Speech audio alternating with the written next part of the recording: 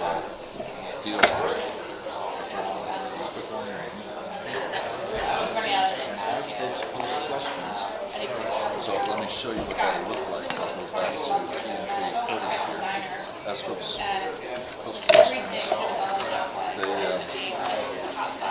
If they've signed in with Facebook, they'll have their name there. And then if audience members like the question, they'll upvote it. I expect we'll have a little more activity with the younger audience.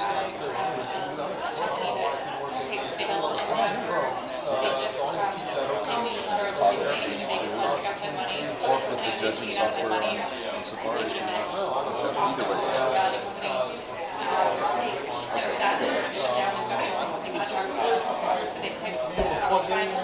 Yeah, you've got a okay. right here.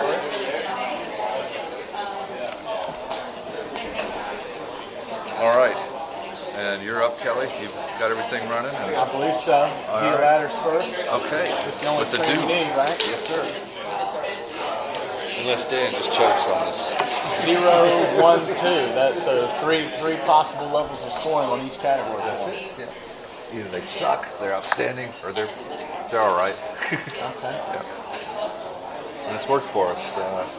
So far, no ties or anything like that. This morning we said, okay, you guys said this is the number one. Everybody, yes, that's what we want. How often does this go on? Today or General. in general? Oh boy, this is what, semester the third long or fourth. for them, or? Oh, for the student business concept. Well, see, Dick had some students. Are you ready? Are we seeing just your student class, or this has been open to all of Virginia Tech? This is open to all of Virginia Tech. Right. The requirement is the average team age must be less than 28 years of age, so we don't get the guy who's returned for his PhD and thought about it for 10 years and then comes back and wins the contest. But other than the age, any graduate, undergraduate student. Any current student has to be full-time current student. Okay? And we've got an honor system here, so we have no idea whether it's true or not. We don't ask. Oh, all right. Yeah. Somebody said, you're going to talk to the registrar. I said, no, I'm not. Okay. I've got a hooky card. You look like a current undergraduate. Yeah. Less than 28 years of age, yes. We did make the proviso that teams can be of any size, but you're not allowed to add dogs to lower the age. Oh. I was born in the leap year. No dogs, though. There goes my team. I'm not going to see anything. Yeah, so that wouldn't be up there.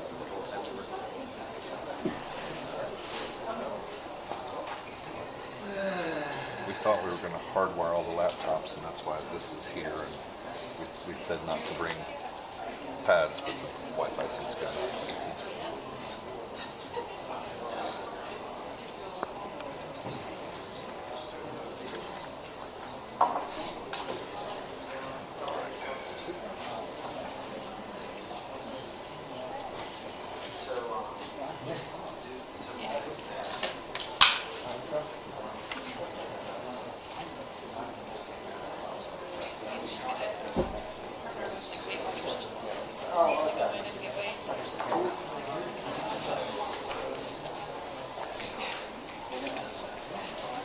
I've been told. Can't hear you. All right, you can hear me now. I've been told it's 1:30, so I think we will start.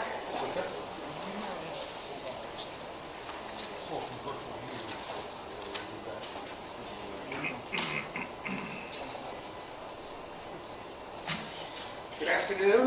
I'm Dick Doherty, and we are moving into the Student Business Concept Challenge. We will talk about some of the objectives of the competition in about 2 slides, but it's nice to remember that you can do things, but if you don't have a plan, you're probably not going to get to where you would like to be. Or, to put it more bluntly, it could be a nightmare getting there. In this, yes, you could be working with a familiar solution, working with well-known capabilities, but what we're really interested in is looking at new businesses, either a new capability or a new a new customer need, although some of them may be in those adjacent areas as well. So that's our focus. We're obviously trying to showcase the talents of our local entrepreneurs, and also through this process, which is a 3-phase program, expose them to what they need to put together on paper a decent business concept so they can talk to people about it and know what they're trying to do. So we're preparing them for looking for investors in reality. Let me just acknowledge our sponsors, CIT Gap Funds, Pampa College of Business, and the Corporate Research Center here, and very much appreciate their support. Judging criteria. Let me go back and talk about this 3-phase approach. In the first submission, we asked them to tell us what is the description or what is the customer need they're trying to meet, and why would a person be willing to pay for that? What is the target market, and is it large enough to support a viable business? And what will be your competitive advantage in the marketplace? Those that got through that first initial screening submitted a second submission. Those 3 points, as well as looking at business models, how they would get their first customer, what expertise would be needed in the company. And then finally, those that made the finalists, and there are 5 here today, added to that, give me some financials. What are your projected revenues? And from that, what sort of funding are you going to need in the first years to get this business off the ground? Obviously, the professionalism of the presentation is always a factor in that. Because it is a 3-phase type approach, let me acknowledge that we had 4 judges for the first to select the semifinalists. Varun Stada is in the room. Mark Stremler was here this morning. I don't think he's here now. Henry Bass is here. And Ken Farris is here. Thank you very much for that. That was followed when they submitted the second thing.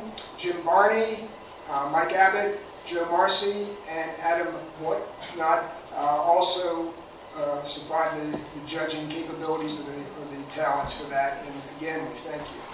This afternoon, we have 5 judges. Henry has returned under much duress by me, I'm sure, but he's agreed. John Emery, graduate of Pampa College. Dan Sable, well known in the area. Jen O'Daniel, who's been very active the whole day here, but with CIT. And Kelly Woolwine. Again, thank you all for doing this. We try to use people outside our own little ecosystem to make sure that we're looking at this in appropriate fashion. Now, the judges will select the winner of today's contest or competition. Every person in the room should have in their little booklet a form that says the People's Choice. And on that, you are to select your first, second, and third places based on the judging criteria, which is also on that piece of paper in case you can't remember them. You need to label your first, second, and third. And at the end of the session at 4 o'clock, Shannon, where's Shannon? Over here. She will be at the door collecting the forms. So please turn them in. If you don't list first, second, and third, we have a problem, because if you think the best team for the People's Choice is the one that the judges have already selected, we're not going to give them both awards. So we need a second point. So please fill in first, second, and third of the 5 group. That's it. The judges, once a student group has presented, the judges will ask their questions. If time allows, and it usually does, you can submit questions through Questful. You have a sheet in your packet as well on that. And then one of the judges will collect those questions, and as I said, as time allows, we'll ask that of the group. There are teams that are up here. I believe that's it. Yes. Okay. All right. So, the first presenter, Deal Ladder, Jack Dubé is up first, and someday we'll get there because I need to kill this.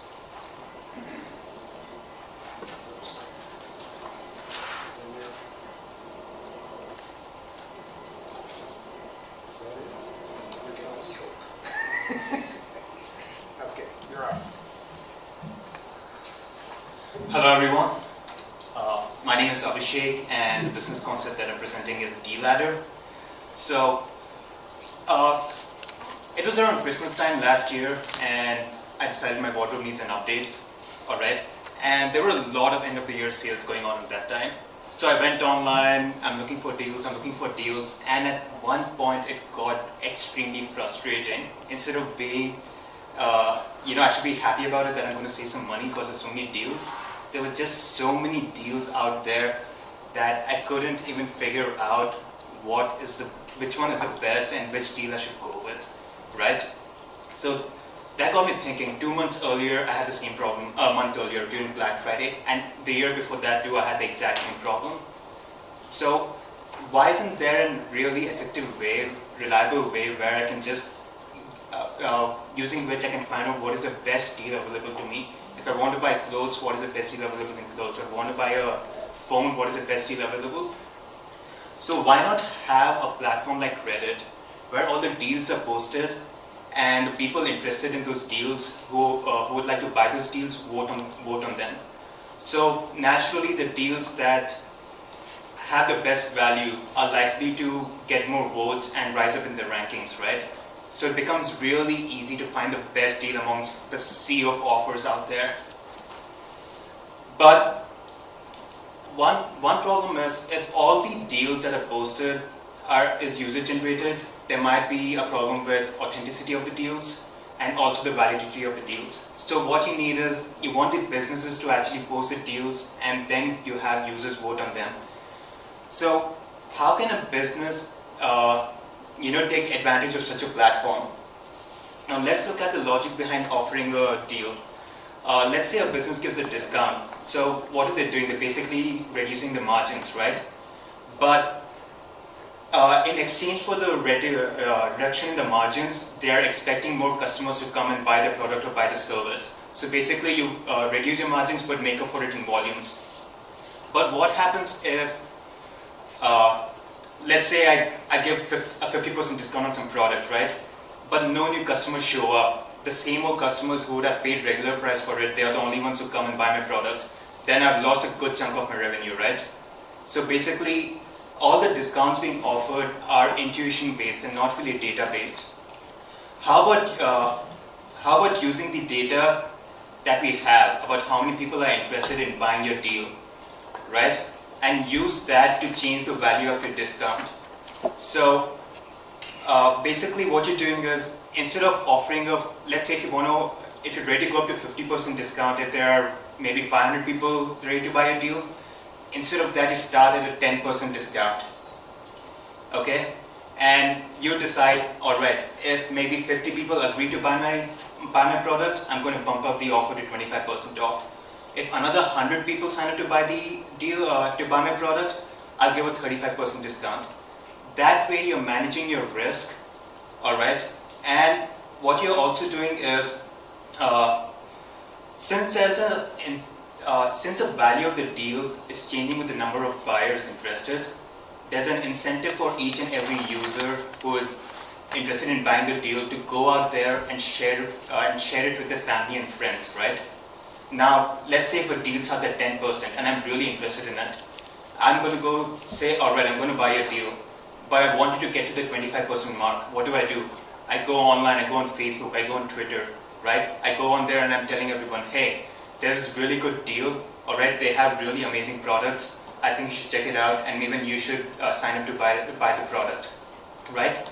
So you're building in an incentive for each and every user to go out and talk about you. So what are you doing here?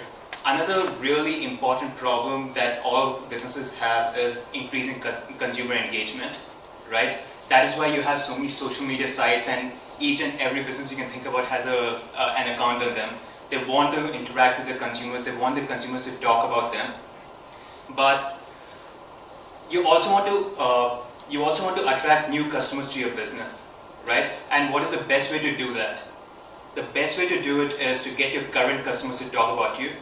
If I go on Facebook or Google and I see a little ad for some business on the side in the sidebar, I'm probably never going to click on it. But if I go on Facebook and a friend has updated status about some business that they really that they're a regular at. Let's say they go to some restaurant regularly, and they have updated a status saying that, hey, check it out, they have a deal over here, and the restaurant is great. I've eaten over there. You should try it out too. I'm much more likely to go check out that restaurant and actually go visit the restaurant and eat there, right? So what DLadder is doing basically is solving three problems. The first problem is finding the best deals available. That is through the ranking platform. People vote on the deals they like, so it becomes much easier to find the best deals because the ones with the best value are the ones that are going to rank higher. The second problem being solved is using relevant data to actually offer your deals. Instead of basing your discount on intuition, you're using actual data where you know how many people are likely to use your deal, and you're accordingly changing the value of the deal. And the third problem being addressed here is consumer engagement. Like I mentioned earlier, there's an inbuilt incentive for each and every user to actually go out there and tell everyone about the deal, right? So there's the consumer engagement is inbuilt. Now, let's look at the digital coupon industry. It is projected that in 2015, 118 million US adults are going to use a digital coupon. That is more than 1/3 of the US adult population.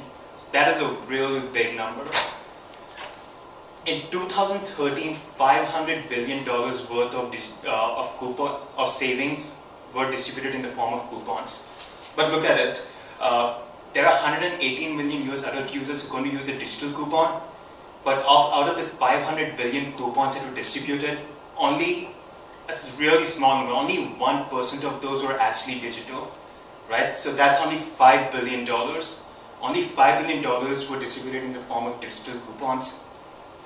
But everyone knows that print media, which is like the traditional method of distributing coupons, handouts and paper clippings, newspaper clippings and magazine clippings, all these distribution methods are slowly dying out, and the only way for the remaining 99% of the coupons to go is digital, all right?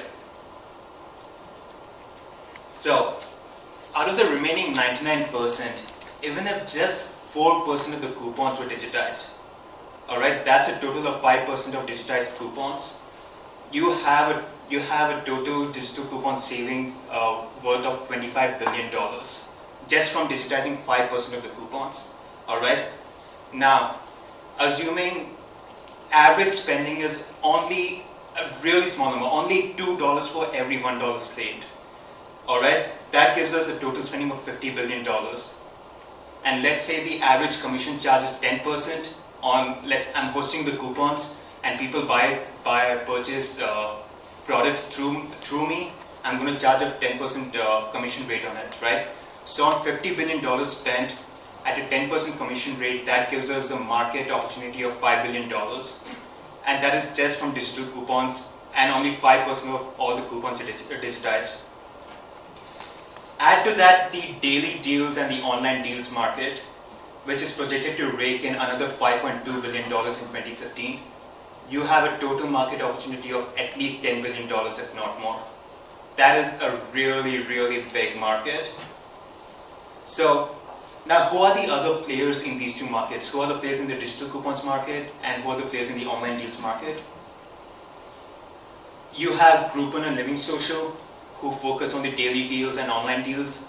And then you have coupon aggregators like RetailMeNot and Coupons.com, right? So, like I mentioned earlier, what DLadder does is it makes it easier to find the best deals, because it's essentially all the deals ranked on DLadder are going to be community curated, because people are going on there, people are voting on the deals they like. So it is essentially a community curated platform. Whereas Groupon is basically promoting deals which are beneficial to it.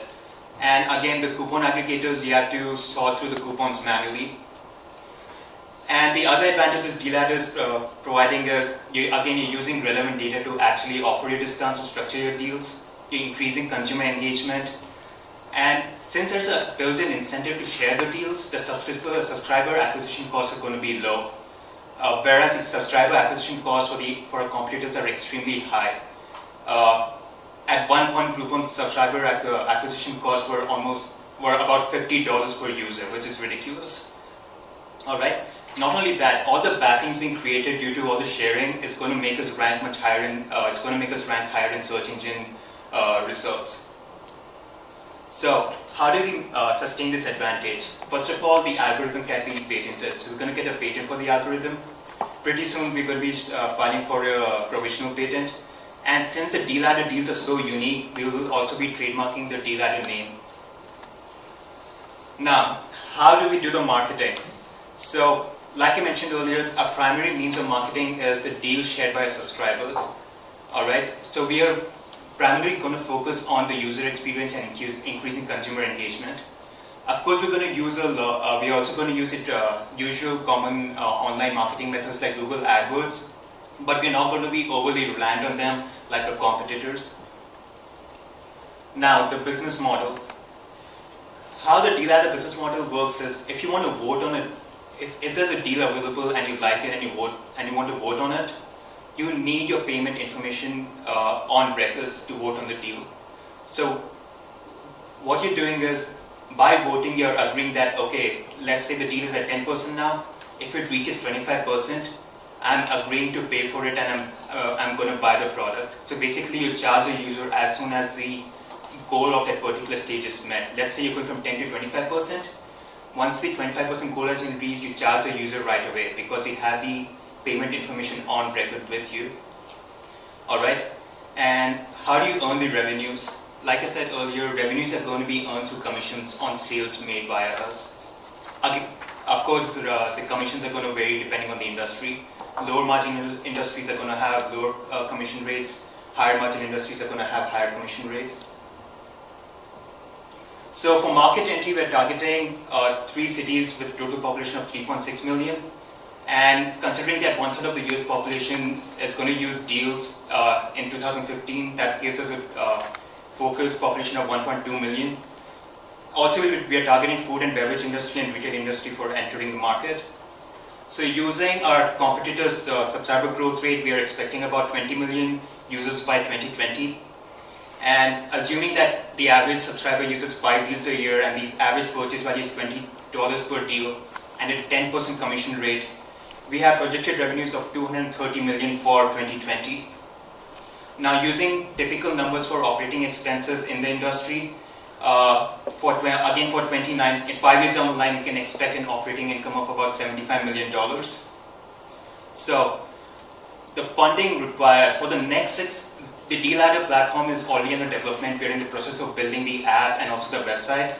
And basically what we need is to hire a user experience engineer. For that, we will need the product development for about $50,000. And for sales and marketing, we need about $200,000. That gives us a total of $250,000 for the first 6 months. As for the deal adder team, I'm the founder. I'm in charge of engineering and design, algorithm design. I'm in talks with a marketing expert who has over 10 years of experience to join the founding team. Plus, we'll be hiring a user experience engineer soon. Okay, gotta stop you. You can look at the summary. Thank you. All right. Questions from the judges? And do use the microphone, please. Anyone?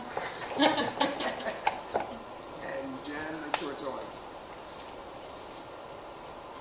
I think you hold it till the green light appears. All right. So great presentation. So I think there's a really big difference between daily deals and coupons, and the consumer behavior is very much different, as is the business behavior. So Groupon, so assume you're really going after daily deals. Groupon and Living Social spend a ton of money hiring local people to go out and get deals. What's your plan to infiltrate, is it Richmond you had up there? Yes, Richmond, Raleigh. So what's your plan to, like how many feet on the street do you plan to have to get small businesses to offer daily deals? Initially, the plan is to, well, of course, right at the beginning, I'll be doing it myself along with the people in the company. And initially, we're going to be targeting the local businesses that have already used Groupon and Living Social. So you already know these businesses are open to actually trying such things. Okay, so those are the businesses we're going to target for our initial market. And I'm assuming for the three cities that I've identified, maybe a sales team of about 10 people should be sufficient for the 3 cities, or maybe even 5.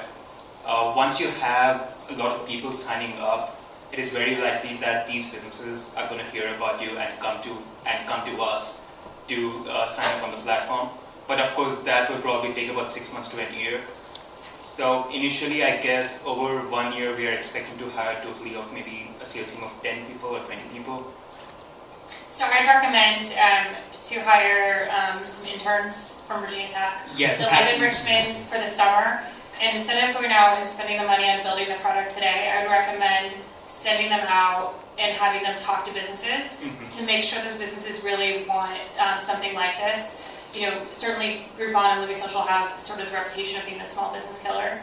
Yeah. So I'd recommend going out there and trying to make those initial traction before you go out and spend real money. Of course. Thank you. I have a question for you. Okay, I want to go back. Seems like a comparison is being made to Groupon, for example. Okay. So I have limited experience with Groupon, but a lot of it is local, it seems to me, and a lot of restaurant type of product, restaurant and service. So you mentioned that for my vote to be valid, I would have to submit payment info. Yeah. All right, so my 2 questions there is who actually owns the cash register? So if I'm entering payment info and you're going to hold me to buying the service, does that link me to whoever's selling the product and they get the money and have to pay me?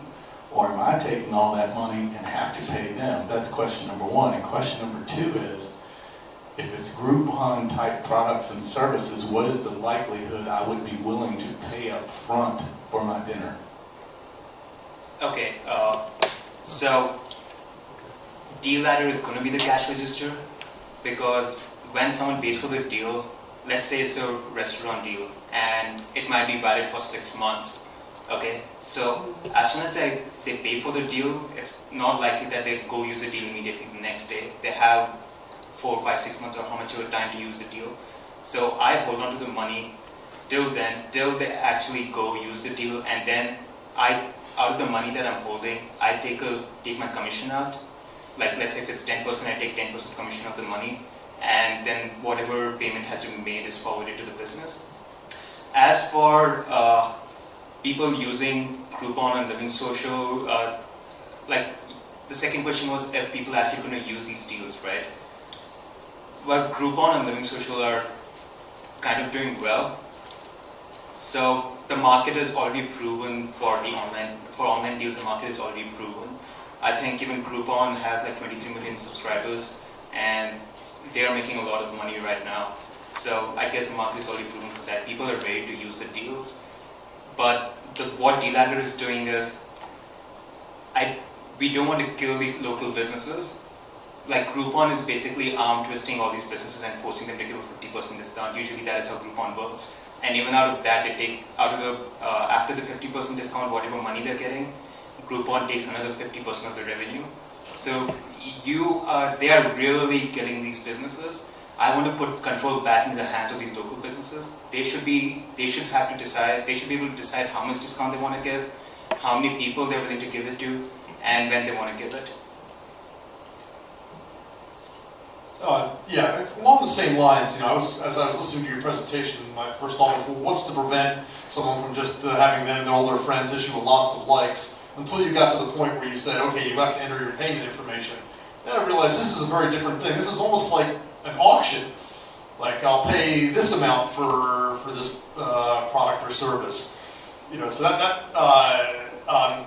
and you could call it an inverted auction, because more the number of people paying for it, higher the discount gets or lower the price of the product gets. Yeah, I guess you can look at it that way. Yeah. I'm just a little skeptical that people would be willing to give their payment information to you as kind of like a middleman to hold on to that. That's I have to say is maybe the most questionable part of the business plan. That is my point. This online deals market is already proven by Groupon and Living Social and others. People are actually willing to put in money like let Groupon hold on to the money, or buy a voucher through Groupon and then go use it at the business. All right.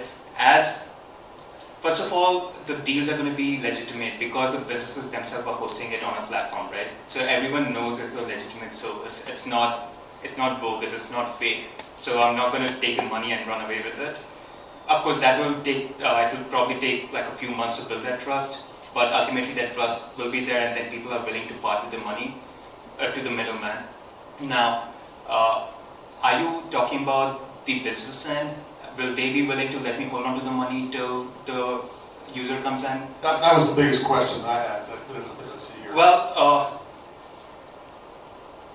I'm still thinking about that. Even if the businesses want the money as soon as someone buys the deal through my platform, I could release it. But the reason I want to hold on to the money is to ensure that they actually provide the service to the. Of course, there's going to be legal contracts which are going to hold them to it. But if I hold on to the money, it's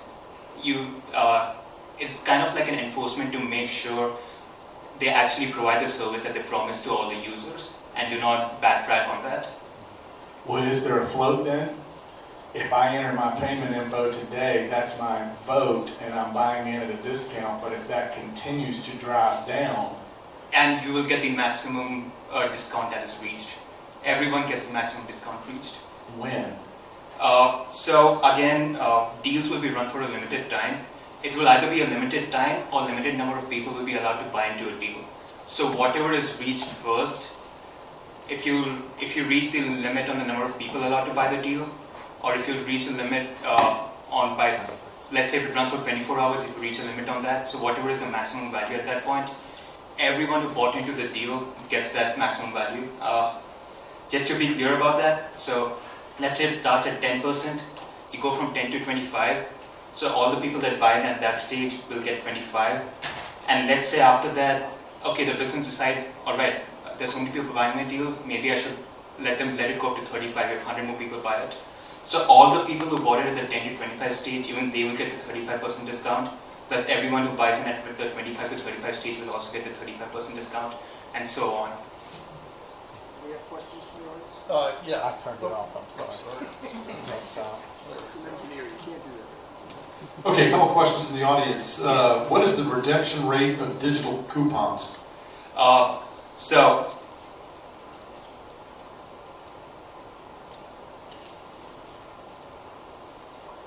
So a study was done by Inmar and in 2013, and the Inmar 2030 found that the redemption rates are about 10%, 10 to 15% for digital coupons, which are higher than all the other methods of distribution.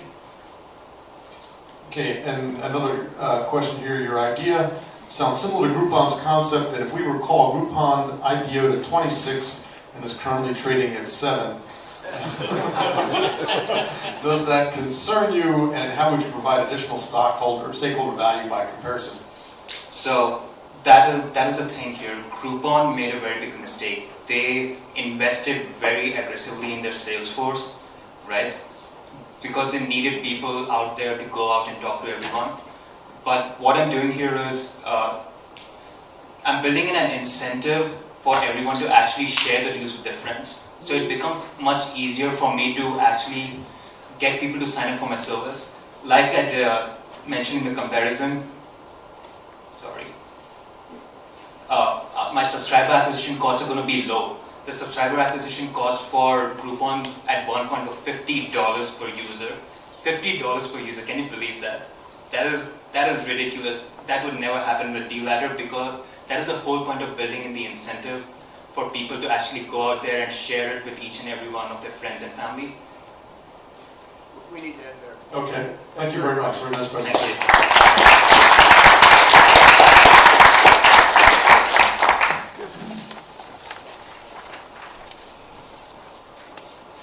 Six.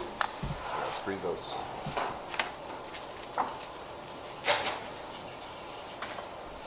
Our next presenter is Sid Roy. Can you just give us just a second to...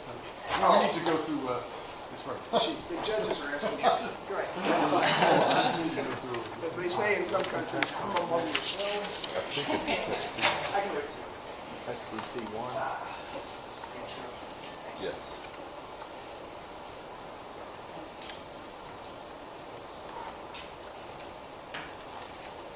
Yes, you have more categories to fill in.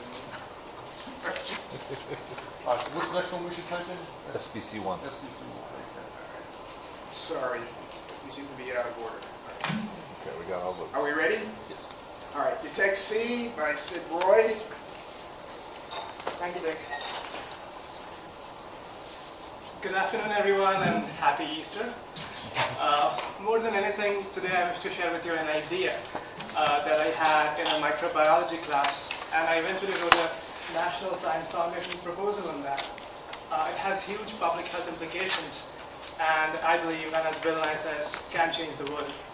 I call it Detect C, a technology that you can use to test for cholera bacteria in drinking water sources. Water is universal, it's critical to life. You hear these quotes a lot, but the problem is water can also cause a lot of diseases. For instance, 1,400 kids under the age of 5 die every day from these diseases. If you want to wrap your head around that number, the number of kids studying in Blacksburg High School is 1,200. The total number of kids, people who die each year from all these waterborne diseases is 3.4 million, which is a little less than the size of the population of Los Angeles. So this is a big deal. And there are a lot of diseases out there. The reason I focus on cholera is because cholera is one of the big ones in the equation. It is a global threat to public health. It's severe diarrhea caused by Vibrio cholerae, that's a bacteria, in particular O1 and O139. Let's remember that because we're going to use this later on. The main sources with which you can get infected with cholera are infected coastal and fresh waters. You have to realize people in developing countries, third world nations, rely on any water supply that they can get for drinking and cooking. So this is a huge problem. And it causes at least 100,000 deaths a year. And in extreme case, death is possible in 12 to 18 hours. To look at where all cholera is endemic, it's most of South Asia, Africa, parts of Latin America. In fact, more than 50 countries today have cholera in them. And seasonal outbreaks come in and out.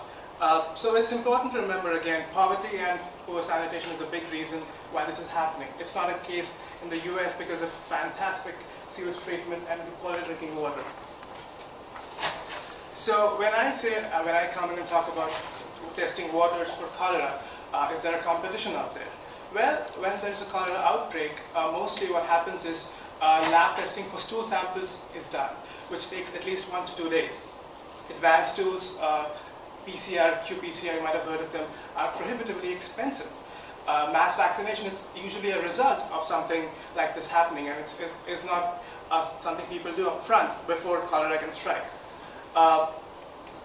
About 24 rapid diagnostic tests have been created, but again, all of them are for stool samples and none for water quality.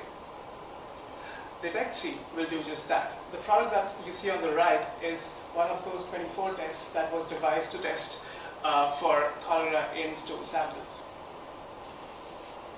So how does Detect C work? It's like 7 centimeters, like this big. It's similar to a pregnancy test, and it uses gold nanoparticles specific to O1 and O139 strains to identify and tell you in 15 to 20 minutes if the water that you're testing has cholera. The good news is these dipsticks have already been developed for stool samples, and so these designs could be modified specific to water quality. So what does this look like?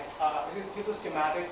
Imagine the water sample flowing from left to right. What's happening is you've got 3 lines, the O1 test line, O139 and control.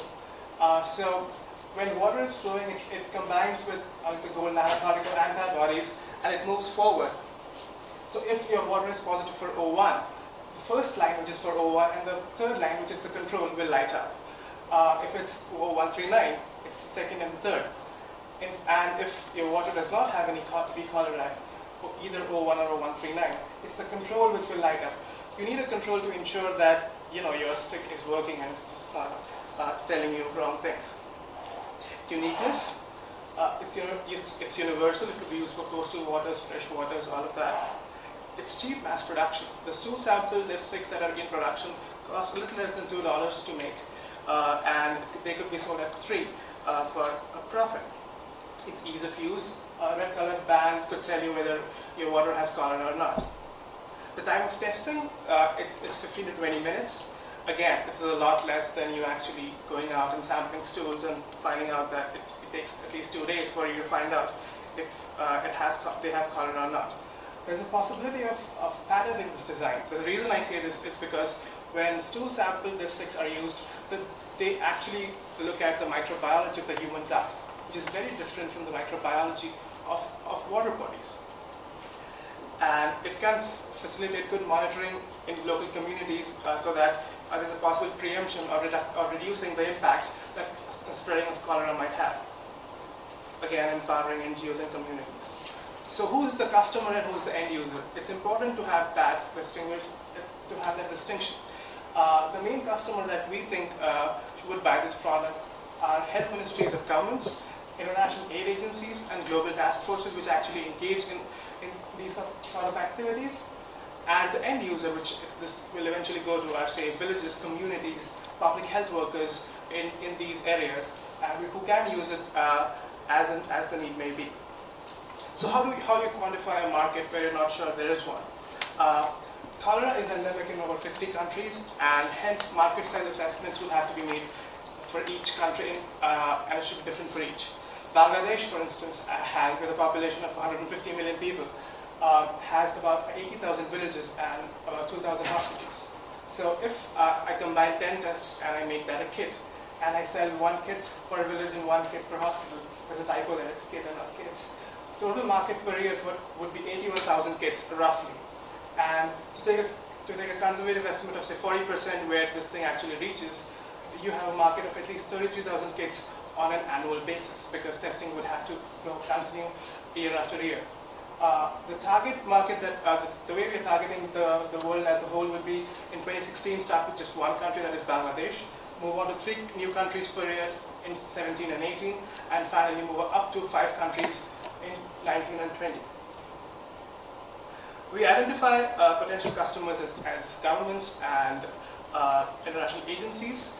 Product development, marketing, and distribution would be in-house, would come from us. We'll be testing this product in affiliation with the World Health Organization, and manufacturing would be subcontracted to a firm in Asia.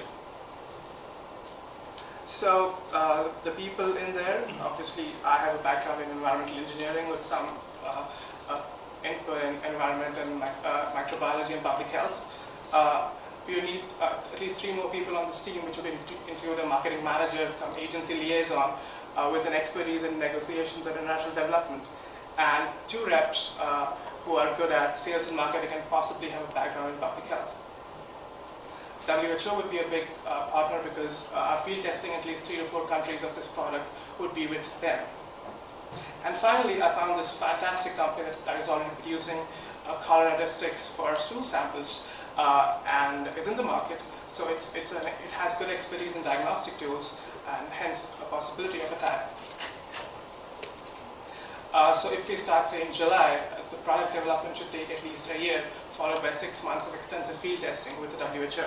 And you add to that signing contracts and memorandum of understandings. The product rollout would be expected in early 2016. Budget required. The initial product development, R&D, and labor would cost $400,000. This also includes the manufacturing prototypes, which we have tested in the field.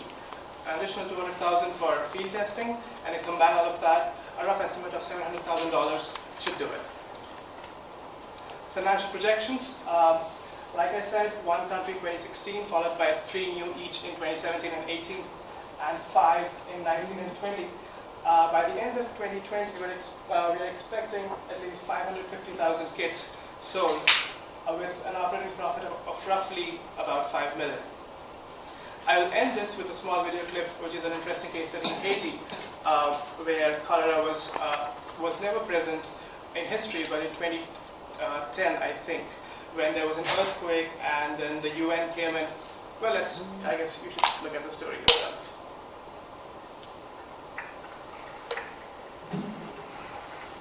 Your team hear it?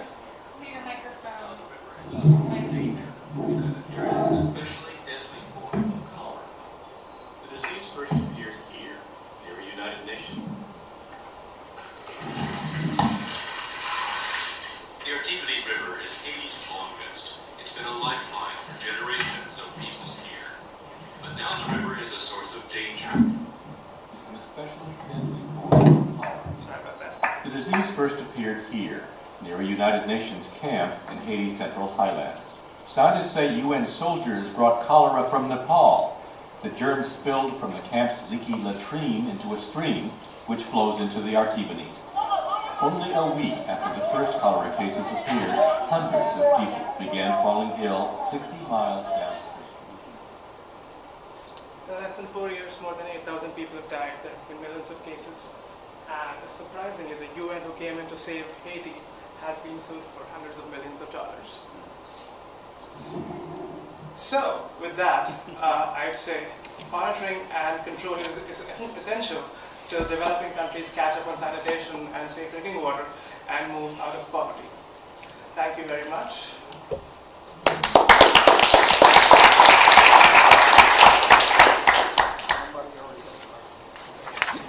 I'll ask the first one. Fantastic presentation. Thank you. You noted in your first slide that over 3 million people here died of waterborne diseases, 100-something thousand of them were from cholera. Right. Something like the Bill and Melinda Gates Foundation, which has a very broad view, maybe it would be helpful to lay out down the road that your stick or your kit can go from cholera to this disease, to the next disease, to the next one. Right. You got to start with something basic and get it done. I'm not suggesting that you modify what you're doing now. But the giving them a broader view that you're going to go from being able to detect one disease or potential disease-creating bacteria to the serious, because I assume there's specific other ones that are part of that 3 million. Yes. You think about that at all? You make a good point, because our technology is not equipped at all to test microbial quality of waters. I mean, in the last 5 years, the research that is going on is mostly for E. coli, a bacteria, which is a test that the US water utilities do as well. So having a dipstick like this, which can have, say, 3 or 4 diseases, or having a broad spectrum in this kit, would be great for all these international aid agencies, including the Gates Foundation, yes. My question may reveal nothing more than my limitation of my knowledge of patents and dipsticks. But I was curious, this technology, certainly I hope it reaches the world under any scenario in terms of need, but in for profit. This technology, if you patent it in the US, yet the product is going to be needed and sold and available everywhere except the US, and it seems like it would be easy to replicate and produce. How would you protect yourself from someone else just mass producing these and selling them around the world if the patent is not going to really uphold outside the US? Well, I think a lot of countries do that in terms of pharmaceuticals, because they replicate something that's Lipitor, for example, is a generic drug in a whole lot of Asian countries, and the US patents don't hold there. I guess for me, patenting the technology is not a big deal, because I look at this potentially influencing a lot of public health. So if some company does go out there and replicate it, and the patent is not very good, I don't know how to answer that question. I'm sorry. That's okay. Yeah, I just want to say that was a very amazing presentation, and if it can be brought to fruition, you've got an amazing plan there. I see a lot of potential barriers, though, that you're going to have to navigate. In other words, to do something like this in the U.S., the Food and Drug Administration will require all these trials to make sure that it is doing what it says it's doing. I have no idea what how those regulations would apply, and what. Have you been able to figure out the regulatory maze that you would have to go through in various countries? The short answer to that is no. But I think about 7 to 8 of these products are in the market. I'm not sure if they're in the US market, but they are available internationally and being used both as a diagnostic tool for research and for actual testing. So I don't know how the FDA looks at this, sure, but since pregnancy tests are proliferating in the US, I think the FDA would have a procedure for things like this to go through. Well, the FDA would, but I mean, if you're planning on using it overseas, I don't know how those countries would. If you're working with the health ministry there, I'm sure. I mean, that's our primary consumer right there. So if I'm working with governments and health ministries, they would have, I guess, something in place so that if a good product can benefit that country, they would find a way of making that happen. Sure. Okay. And I guess the other question, is this Virginia Tech research that came that brought this? No, this is a research at the University of Malaysia. That's a technology from there, yes. So is the technology owned by them? Do they have a corresponding V-chip over there? I guess is the question. I don't know. The design that you looked at was from a research paper that they put out, and the modification, I mean, you modify this product for water bodies, definitely. But no, they are in no way related to anything that we are doing. Yes. Okay. All right, great. Regarding the competing products, you just mentioned that there's 7 or 8 of these in other countries. Right. But you positioned this presentation as if you're the only person who's thought of testing the water rather than the stool sample. Can you expand on that? I mean, it's surprising that nobody has worked on testing water samples as opposed to stool, because all these 24 technologies that I talked about are test stool samples. I don't have an answer as to why people have not thought of this or have worked on this. I looked extensively through the literature and stuff online. And the reason I say this is unique because nobody tests the waters anywhere when cholera strikes. So this product should fill that gap.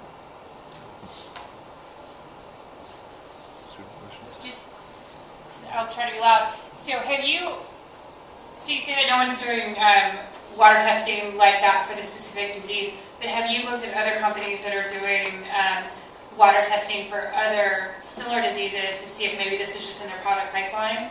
And a company called Tysis Diagnostics comes to mind when I ask that question, which has since been acquired. So I don't know if they're still going to go after this or not. Could you repeat that question? I'm sorry. Distracted.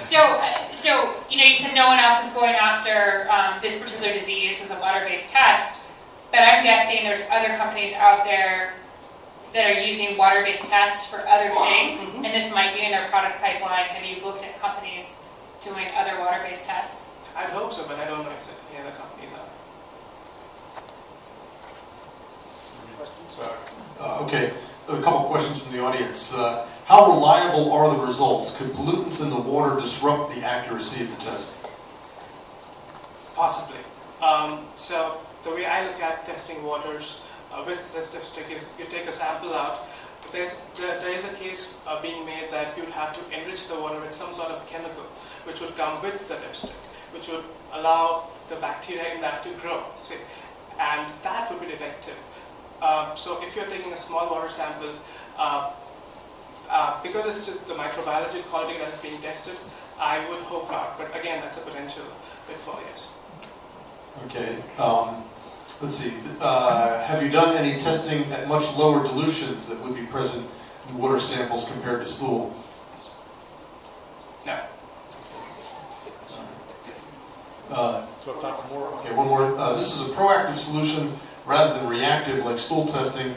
How does the cost of semi-continuous testing for your product compare to reactive costs of stool testing? Stool samples. Wow, that's a good one. That occurred to me. Like, why wouldn't all water utilities around the world just continually test? If it's so cheap and so available. Dick and I were talking about this last week, and this technology has been out there for a while. I mean, using bacteria and a dipstick to make this happen. And there's a lot of research going on, sure.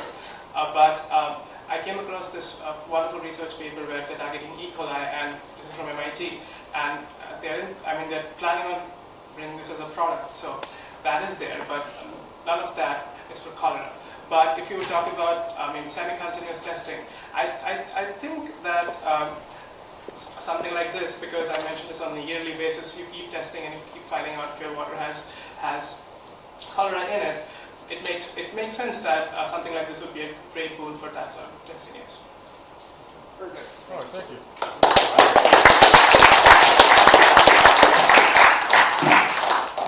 It is break time, and I'd love to have you all back in your seats at 2:35. Not that I have any control over that.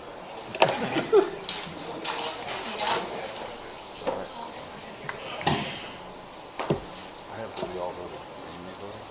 I'm adjusting my Okay, okay. It's like, my counsel. Yeah, he wasn't very ready. I mean, the initial presentation was very good, compelling, with the You mean the one before him or this one? Yeah, Yeah. before we started asking the questions, it was very compelling. The Diabetes Cholera, they've done a few, they've been since Unravel. required, and so I have no idea what Showed a lot of required is actually going to do with it. Now I can shake Are you in any other jobs? very quickly 1 hour. Like anything that's like, I should be looking at? Now I can go presentation. Yeah. Maybe it's not good. No. Yeah. Anything that would be raising like their have it raise more than like $1 million outside money. Raise up to $1 million now. Yeah. Okay. Is that one? Yes. Yeah.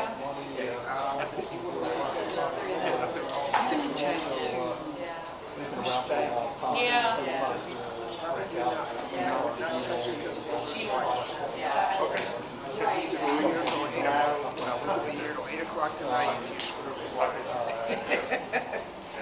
I've already been told not to touch some wires that were here, so I wouldn't dare touch it. Sure. Oh, why not?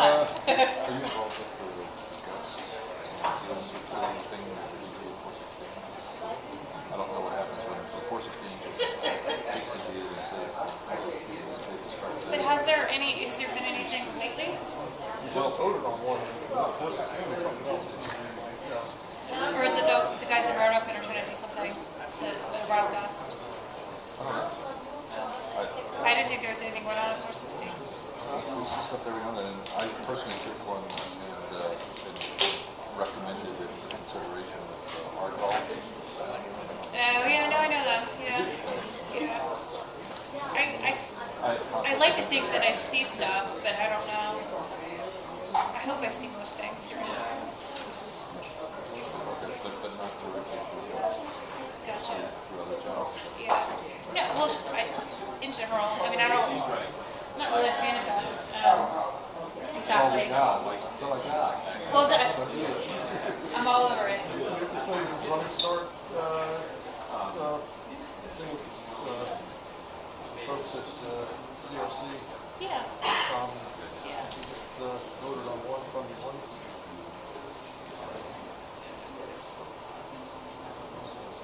This guy back here, yeah. Yeah, Jim Flowers is involved. Do you remember what it was? This one? No, I know Ryan. Yeah, it's right there. Wasn't that one? Jim or Dick will tell me. Interesting.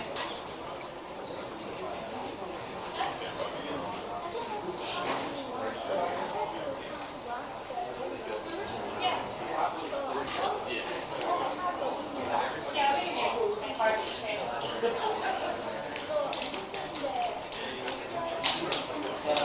I'll be there on the second day. Yeah. So I'll look for you there. Yeah. Okay. Perfect.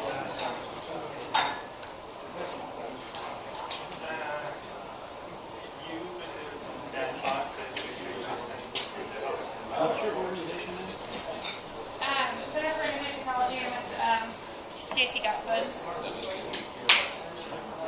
It's so it's a charter nonprofit. And so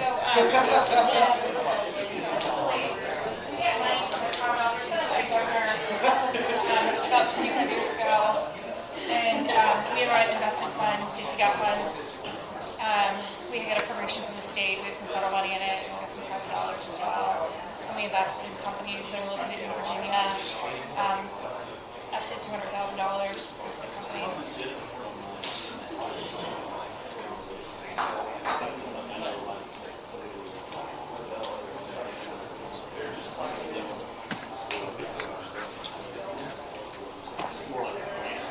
No, so this is new equity instrument, like a convertible debt, or it's equity. It's an evergreen fund, so we're looking for return on capital, so we can invest in more companies.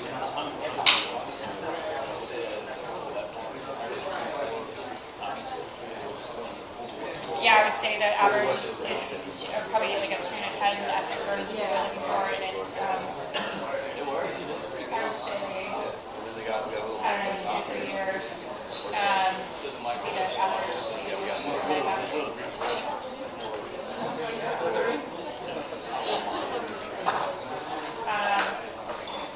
nothing. I mean, people lose money, right? And typically you don't see an investor securing their investment based on, like, for instance, your personal assets or your house.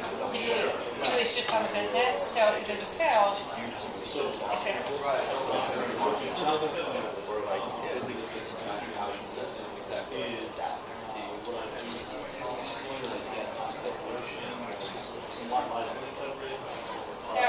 I might start out as an LLC because I can do that without legal counsel. And when I go out and raise, I don't know, $500,000, I probably then need to incorporate and go through a lawyer. But I'm probably going to do an LLC at first, right out here with this last personal taxes. Same thing again, but I was an LLC last time. Things change. But we also have something called CRCF, the Commonwealth Research Commercialization Fund, and that is state dollars that my organization administers. And if the business is 2 years or less, we can make grants and security. It's some of your solicitations from 2 years. We're in the middle of a board right now, so I don't know the next meeting now. For the first time, tech. Typically in sort of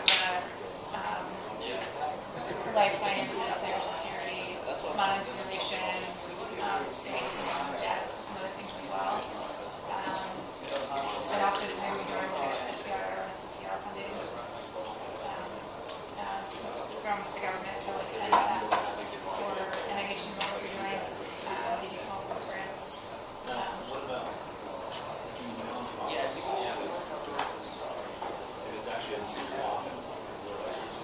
Yeah, so I think it always makes it tougher. So I would start going to DC, Center for Foundations, I think. And they have it online. Totally different idea. When you look for foundations to get your money in. And they have an online version of a directory. You can usually get down to 360 plus with foundations that might invest in what you're doing. For example, have a non-profit on the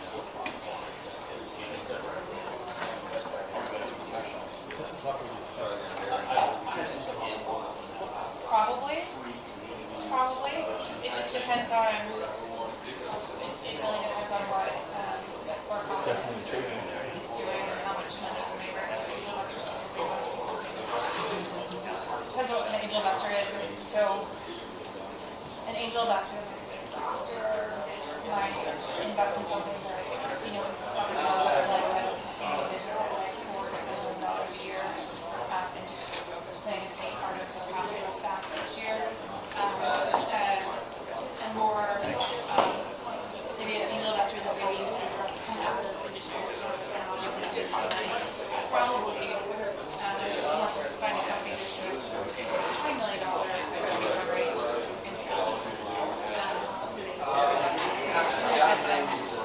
What you think that is going to be, and then kind of investors are bringing in.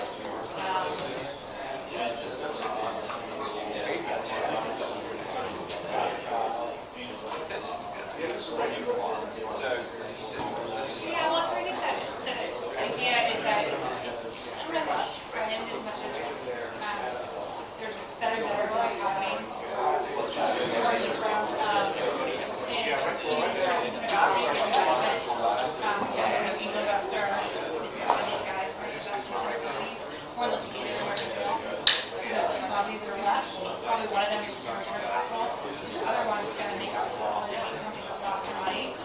And things happen.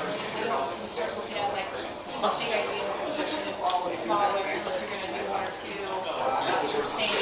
Yeah. So that's sort of how. Oh yeah, my things evolve. I mean, like $1 billion opportunity or something. 80% of big investors. We take a little bit of a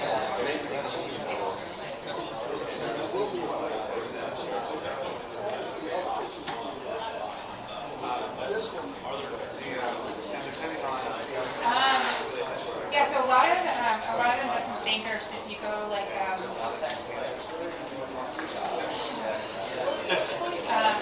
names just escape me, but there's all kinds of firms. More Capital, VC is one of them.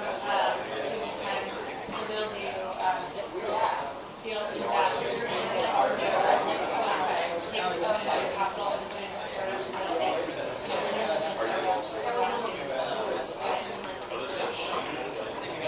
no, but I would say already. And then maybe helpful right, so it's definitely the high risk category. I would never recommend more intensive startups. So what do I look for? It's all work. Well, so, Enjoy yourself? Yeah. Good. sort of looking groups. Who cares if it's good? Judges.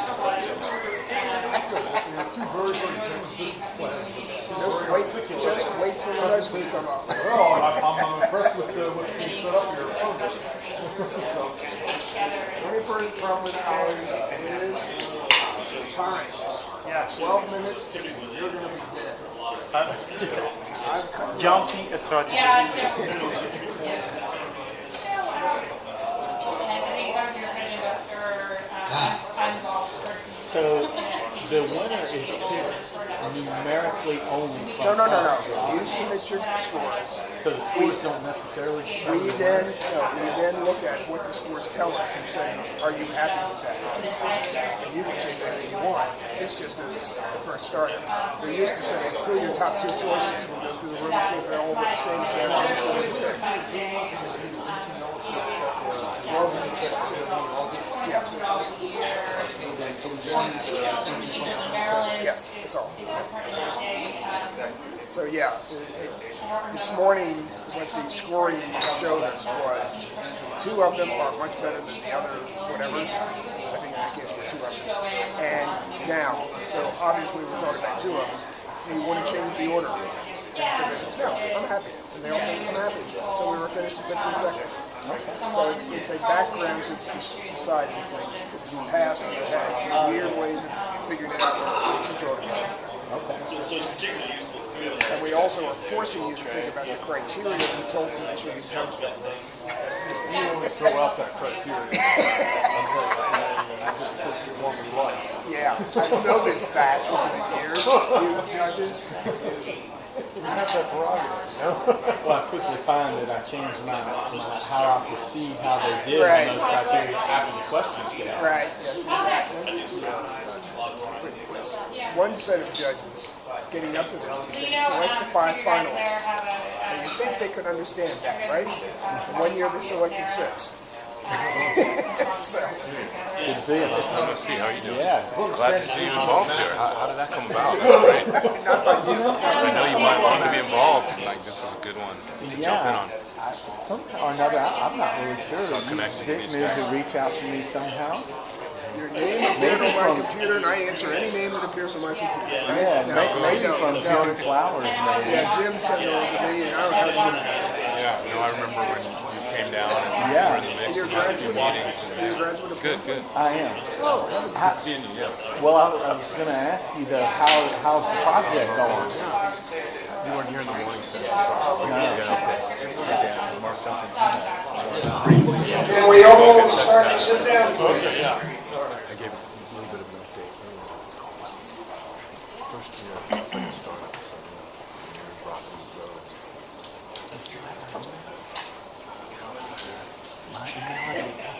I'd love to hear how it's going.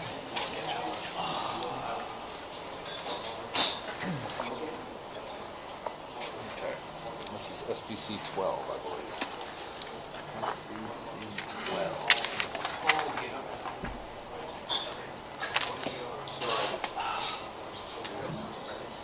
Our next presenter, the next team that's presenting is LA, Magnetic Kinetic Toy. Ali or Hani is presenting. Nagar Kalandar is also on the team, but she is not here today. So, Ali, it's all yours. Okay. Hello, everyone. My name is Ali Reza. Somewhere close to this.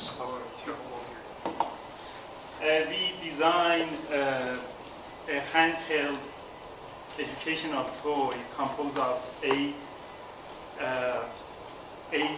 wooden magnetic elements in the shape of right angle corner.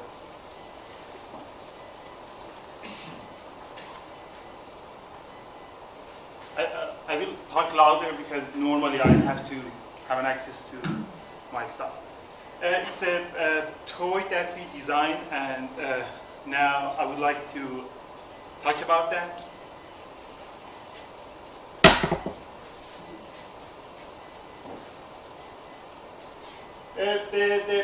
The main question is, what is our responsibility when we give a toy to a child? And for us, is a question how we can inspire new generation and how we can teach them motion, because we live in universe of motion. Based on the study that Lego did, it's a direct relation between toys and future career. And based on IBM survey, creativity is the most influential and the most important factor for CEOs of more than 60 countries and 33 different industries. And it's interesting enough that our brain is the only incomplete organ that we have in the time of birth. Here we try to convey something for young generation when they deal with science, technology, engineering, and math, how they can how we can accelerate their learning processes. And here we are dealing with STEM that go for those for both science, technology, engineering, and math, and how we can how kids can work with geometry specifically without knowing geometry. Here is our office. For more than 13 years, we are working on deployable structure and transformable design. And frequently, we were asked how we design this stuff. 2 years ago, we won Excalibur Award, and the project was about K-12 student.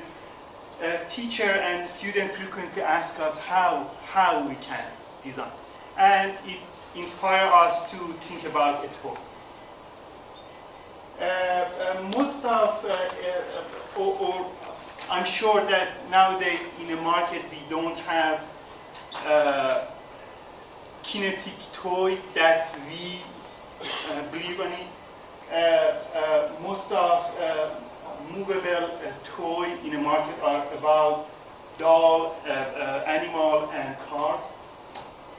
But we are thinking about motion, specifically for toys. And most of educational toys are age dependent, and they are dealing with simple shape, geometry, and color. And after a period of time, kid doesn't have any motivation to go back to them. Here, as you see, we can make almost endless composition out of very simple, basic elements. As I mentioned before, the main purpose is geometry.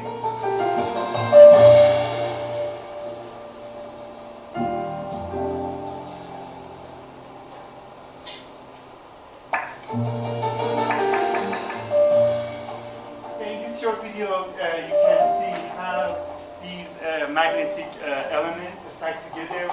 It's easy to assemble and deassemble them. And we think it's easy for 1 year old kit, and it's complex enough for a mathematician.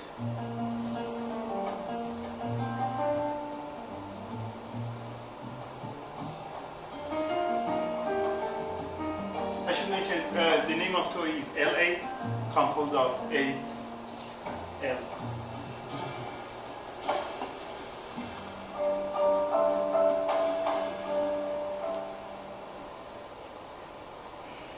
Yeah, a variety of shapes that I told. Here we are dealing with 3 main vertices, and it's not a matter of the profile that we put between these vertices. And as you see, there are a range of profile, and easily we can increase the number of vertices and add more part to the set. For example, here is one set, different shape that we can make. Out of that, instead of one L shape, we can make a cross, and we have a chance to combine, to use 2 or 3 different sets at the same time, and we have a chance to make a tessellation in a larger scale. It's a basic part, the same as L8, but in combination they make this one. We plan to work with the app with our customer. They can go to our website, design anything that they want based on, it means by their finger they design the shape, the profile, they combine them, and they order us. As I mentioned, it's a chance to have only these, instead of a cross, we could have these elements, and we can manipulate with the profile. These are different configurations that we can make. And besides that, we can make some fixed composition as well. It is another toy that we designed, a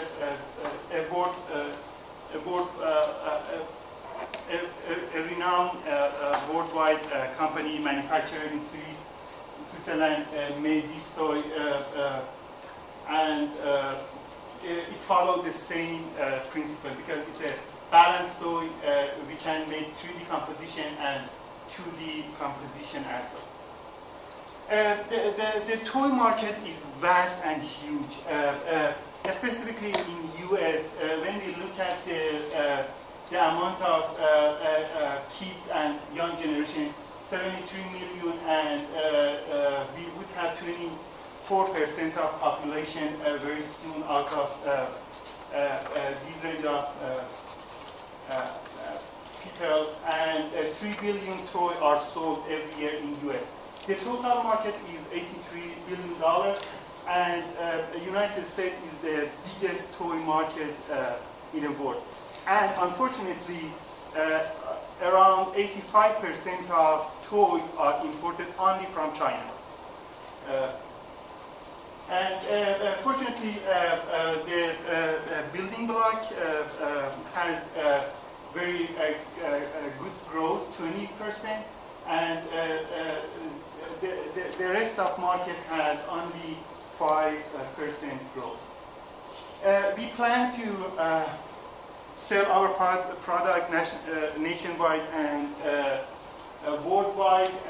We start with U.S. market, and we believe that it would have other applications besides toy, although we hesitate to call it toy. It's something more than toy. We would have 3 kind of specific customer, individual parents and grandma, granddad that wants to inspire their kids, business customer such as school, daycare, and our specific customer is a special toy store that we found that there are more than 300 stores in a country, and fortunately we deal with only 5 main companies. I'm not talking about Walmart, Target, or Toys R Us. I'm talking about a special toy store. And besides that, there is a chance to sell a toy in a museum, trade show, and etc. These are our indirect competitor and direct competitor. These companies make magnetic toys, but none of them are movable. The company that make magnetic component, and I think our uniqueness is movement. These are some products in the market that are similar, and you can see the price. The first one is made by NEV, is not magnetic, but the rest are magnetic. And you can see the price range. And here it's interesting that Tego, that make this wooden block, made this 8 set. It is the basic set of Tego, but almost we cannot make anything out of those. It is the company low-tech, and we would have less than 20 employees. And here we consider 3 different phases: ideation, fabrication, and marketing.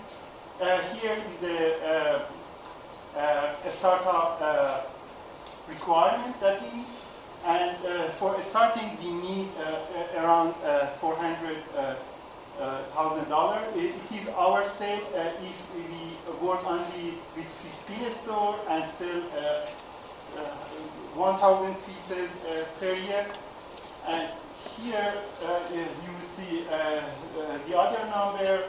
And easily after 1 year, we could pay our debt.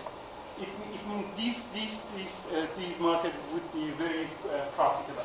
These are some graphs that shows our profit, the team, and we done brochure, website, video, etc. And fortunately, Okay. I think we got most of those.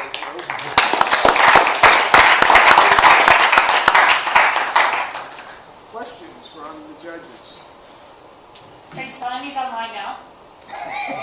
No, right after the program here. All right, go ahead. When you say retail price of $40, is that the retailer's price or the price to you?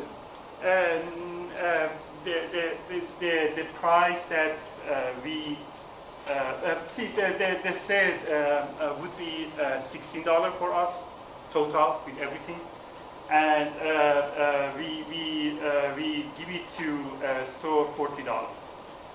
So the store pays $40. Yeah, $40. Yeah. Your cost is $16. Yeah. Okay. So, but then the store needs to sell it for $80. Sorry. Right. Yeah, about Right. 50% of the Yeah. Okay. I want to stand here. Oh, sorry. Questions? Other questions?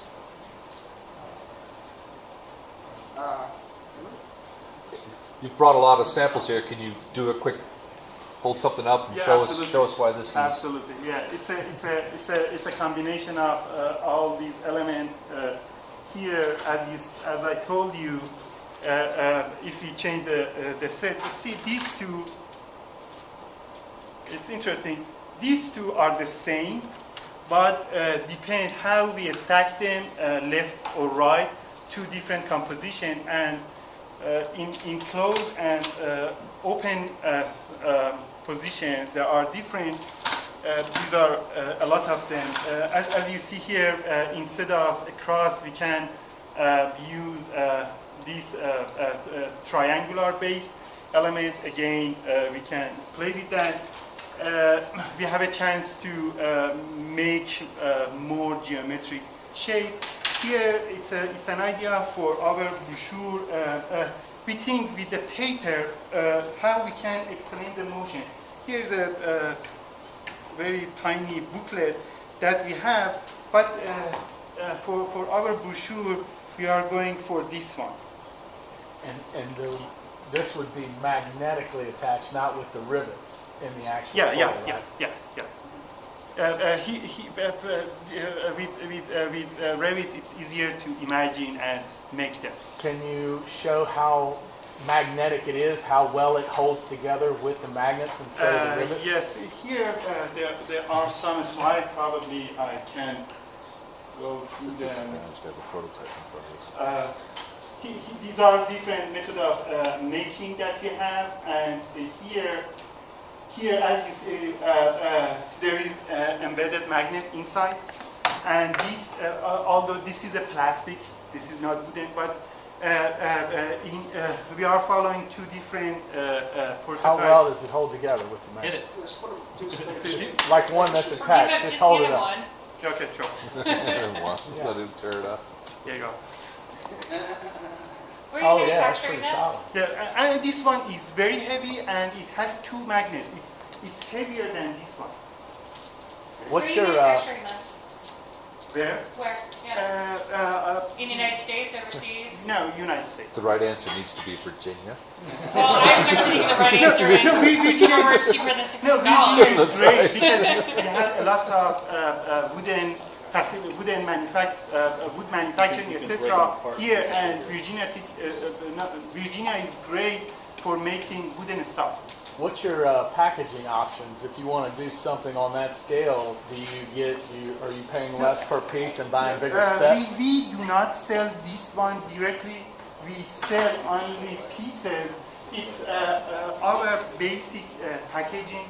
Again, we try to have the idea of L-shaped element. Mainly, customer would receive their pieces in this way.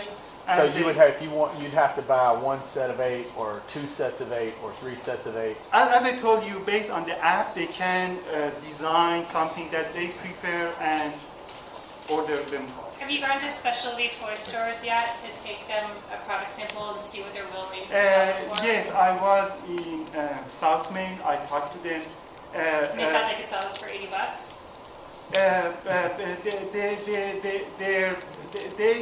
They suggested us a range less than $50. Yeah. Yes, they told us less than 50 would be quite reasonable. I guess in the next step we will find the best way to produce. Here it's almost clear for us, but probably by finding better supply, etc., we can increase the cost. Have you filed or have you looked at existing patents on magnetic toys? Yeah. We review everything that was necessary, and we had patent with VTech. Yes. We had, yes. We had provisional patent, yes. Not being pursued. Time for questions from the audience? Okay. Have you given this to teachers yet? And tried to integrate them into math or physics curriculum? Yes.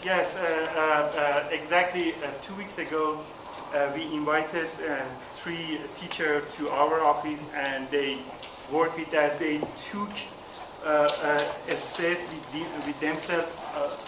I wasn't at the school, and but they told us it was a very great. Here I can show you a lot of demonstration that we had for different range of people. We think this is not only for kids. I believe that all of us need something for entertaining and playing. it's a part of our brain growth. And then what differentiates you from all the other magnetic geometry toys already on the market? As I mentioned, first of all, we do not have any movable movable magnetic toy. And the nearest competitor is Tego that made those blocks. As I mentioned, 8 of us make more, and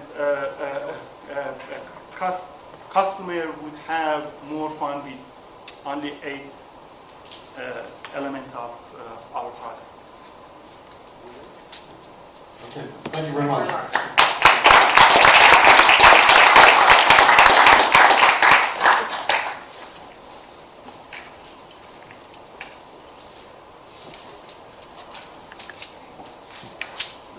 Bring this up. Oh, it's lots of numbers. You guys ready? What's the next one? SBC 4. You gotta grow it in the tree. All toys must be returned to the front. I think your clicker's up there.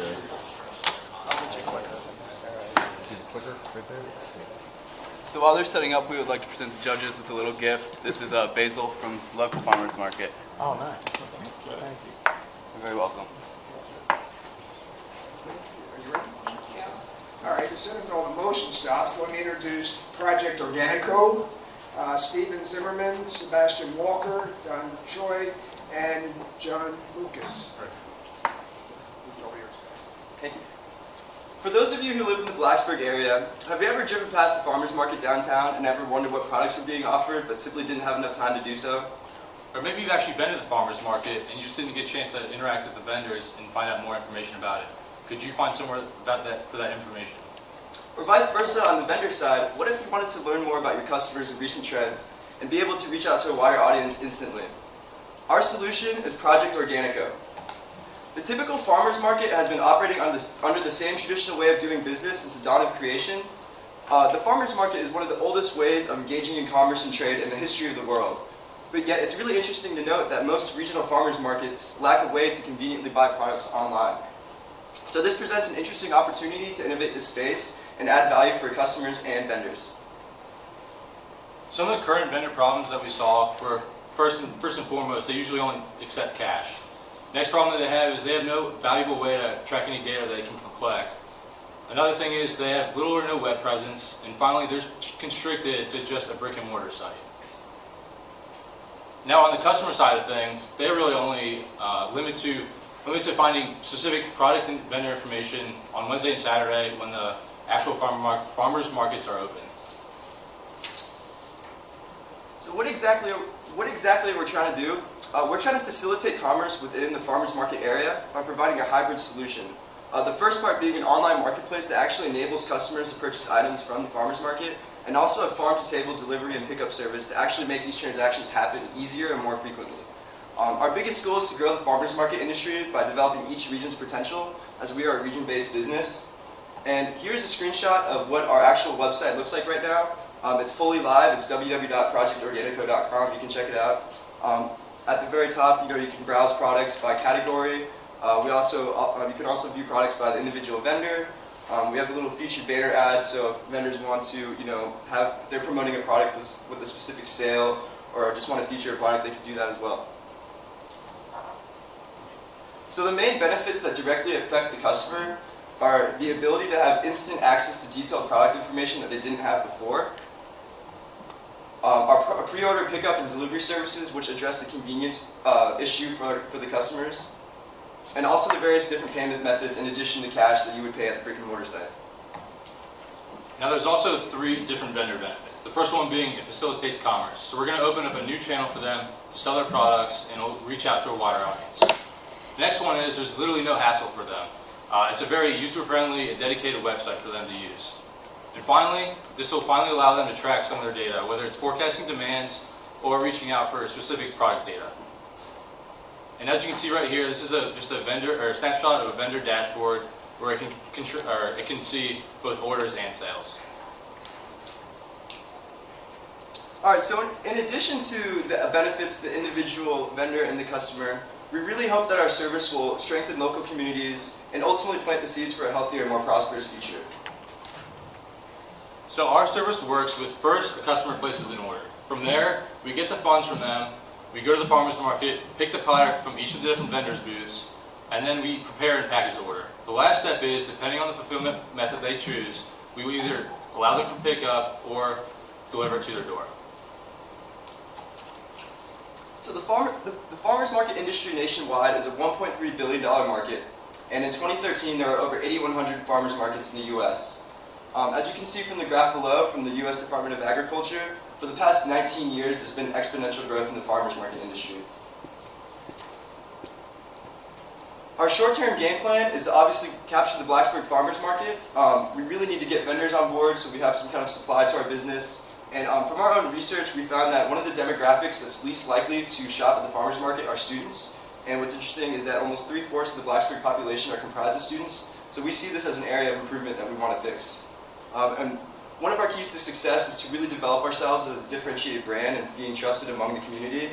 And also the various vendor agreements that we negotiate with the individual vendors to allow us to purchase their items at a discounted rate. So what does the Blacksburg Farmers Market consist of? There are 28 vendors there, and last year they had revenues of over $500,000 at $630,000. And a busy day during the peak season yields around 350 to 400 paying visitors. Right now we have three main competitors, the first one being Spud.com. Spud.com is focused more on the West Coast with the regions of California, Washington, and Canada, while we're going to be focused more on East Coast and primarily Virginia. The second competitor we have is Jackie's, and they're focused more on sending out different artisan products on a national scale, while we're more dedicated to showing off local goods to our community. And the last competitor is Local Harvest. They're mostly informational. While we're also providing information, we're also giving the customer an opportunity to purchase those products. All right, and our competitive advantages derive from our differentiation strategy. We kind of believe that we have a slight first mover advantage here, especially in Virginia and other various regions of the East Coast. We have a very lean cost structure in that we have very little to no inventory carrying costs. And we really believe our additional services, delivery and pickup, really add value to the customer. And also, we can't forget about the individual agreements that we negotiate with them that allow us to buy their products at a cheaper rate. Our revenue model is based on commission. We're going to get a small margin of each product we sell. Additionally, we're also going to have a $2 packaging and processing fee that's added on to each order, as well as a $3 delivery fee if they choose to do so. All right, and we have a value-driven cost structure. What's something that's interesting to note, at least what we've incurred so far, is that our fixed costs are extremely low. Right now, it's just website hosting and maintenance. And the way we really derive value is through our variable costs. So to even operate, we need to have people at the farmers market. Thus, labor is going to be one of our most highest expenses. And also the packaging and delivery that John mentioned, we hope that the fees that we're charging will kind of negate the cost during engaging in those activities. So our growth plan is to expand regionally, and we really want to only focus on markets that average more than $500,000 in annual revenue. There are farmers markets out there that are really small that only make $150,000 or $1,000 or even less, and we decided those aren't worth pursuing. And another thing to note is that there's also medium to higher tier markets that average over $800,000 a year in annual revenue, and we also see these as very hot opportunities to pursue. We want to begin with the other various hotspots in Virginia. We're starting in Blacksburg, so we want to expand to other regions of the New River Valley. A lot of us on the team are from Northern Virginia, but we also want to expand there, and we can't forget about the coastal Virginia region. We're fully aware that the farmers market is a seasonal activity, and a lot of the times they don't run or operate in the winter, so southern expansion is key as well. This is just a little financial breakdown of what we expect to do in the first 5 years. So the first year, we expect to just attack the Blacksburg farmers market, and then after that, we're going to gain an additional 5 farmers market in year 2, and so on. The market share revenue is derived from both the market share percentage, which is extremely conservative right now, with multiplying that by the average annual revenue of $500,000. On the last row, we have a long-term projection with 4,000 farmers markets and a total profit of $20 million. Right here is just our break-even analysis. It just illustrates the fact that we have a very low cost and we're expected to break even within the first year. All right, so our current state and where we're at right now, like I said before, we're in the midst of trying to capture the Blacksburg Farmers Market. Our website is fully functional, it's ready to accept orders, and we're in the process of building relationships and developing those agreements with the vendors right now. And like one thing to note also, we've only incurred around $120 to $150 in our costs so far. After we solidify our strategy within the Blacksburg Farmers Market, we'd like to accelerate our expansion. There's three main costs that are associated with that. The first one being marketing. We expect a $3,000 cost for just direct marketing and online ads, followed by a $2,000 investment in our product development, which would be creating more features and functions within our website to create an overall better user experience for each of our users. And the last one being, as we expand to different farmers markets, we're going to need more labor. And the labor would be for both the delivery drivers and the people set up in the booths. All right, so who are we? My name is Steven Zimmerman, and I am the team leader. I'm John Lucas, and I'm the business development and marketing lead. Hi, my name is Don Choi, and I'm the database specialist. My name is Sebastian Walker. I am the technical lead. We're all BIT seniors here at Virginia Tech. This is our mentor, Alan Abrams. He's assistant professor for business information technology department. He's been a huge help for us throughout this whole process. All right, some food for thought before we conclude our presentation. Thomas Jefferson wrote to George Washington, and he said, "Agriculture is our wisest pursuit because it will in the end contribute to real wealth, good morals, and happiness."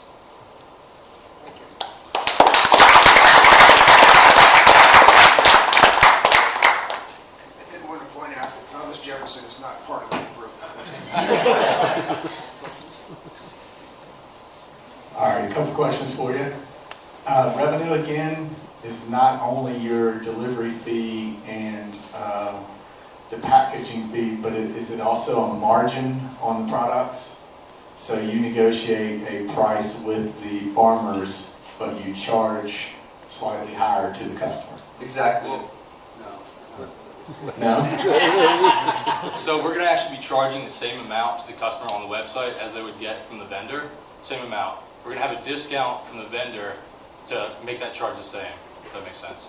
Are you negotiating your price with the vendor by charging their standard price to the customer? Exactly. So revenue. Okay. Now how about inventory? If I'm ordering from you, I'm picking my farmer, or I don't know who the farmer is, I'm just buying broccoli, and you figure out where you get it from. Is that right? Customer does not know where his broccoli is coming from. He does. He does. So do I pick my specific farmer online? Yes, so you can browse by category. So you can go to produce and go into broccoli, and then it'll show you even further, okay, we have 6 different broccolis from different vendors. Okay, that's good. And then how is inventory updated? So right now, we're just going to directly communicate with the vendors, just to test it out at first, but eventually we want to make our site so easy and user-friendly that a monkey can use it and they can manage their own account. And that's why we want to further develop our product and our website. Okay, so is there a long lead time right now if I run out of broccoli as a farmer, but you want to order my broccoli? What happens online? So the vendor would provide us with quantity, and our website. Do I need this? Yes. Okay. So the farmer's committed to a quantity up front. Right. The vendors will submit a quantity, and then our website will subtract quantity from every time someone orders. It'll subtract quantity, and if it's out of stock, our website will say this product is out of stock and you cannot order it. You can't order it. Gotcha. Look, you have a very understandable and what I would call modest plan. I like modest plans that don't require $1 million of capital investment. But have you vetted this with the local farmers, folks? And what kind of response have you gotten from the folks in town here? Are they jumping at the bit, saying, "Wow, I'm ready to jump on"? Yeah. So each individual vendor operates, independently. For example, one of them might distribute at Eats or Oasis or other various grocery stores. But yeah, for the most part, we really kept ties with about 5 vendors. and they're very excited about it. Actually, next week we could actually have products up there from the vendors and be ready to accept payments. So. And what kind of vendor discount are you forcing them? So, how do they feel about that? It's a contractual basis, so it's different for each vendor. I mean, roughly, how much? Around 15%, 20%. Okay. But it all depends on the goods sold because meat has a higher margin than, let's say, produce, because there's a lot more spoilage. So we had to take that into consideration. But as you pick up traffic on your website and volume starts to move faster, what is the loyalty to that quantity from the farmer? I mean, obviously he or she has got to sell that stuff before it goes bad. So in the beginning, maybe you're not selling all of his commitment, but then later you might be selling it fast, and he's selling it in other avenues, obviously. So what's the loyalty to that quantity commitment? Well, we do hope to, we have powerful analytics with our site, so we do have demand forecasting, and hopefully the farmers and vendors will be able to utilize that in predicting demand. We can't really change demand, as you know, demand is natural, but there will be,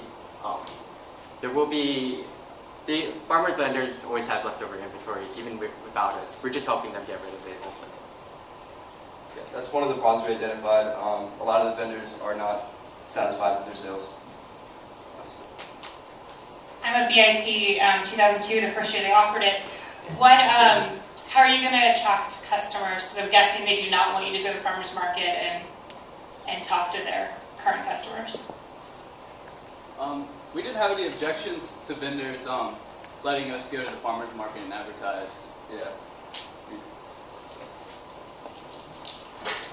So what's the secret sauce? Why is this going to be better than what's out there right now? How is it going to scale beyond Blacksburg?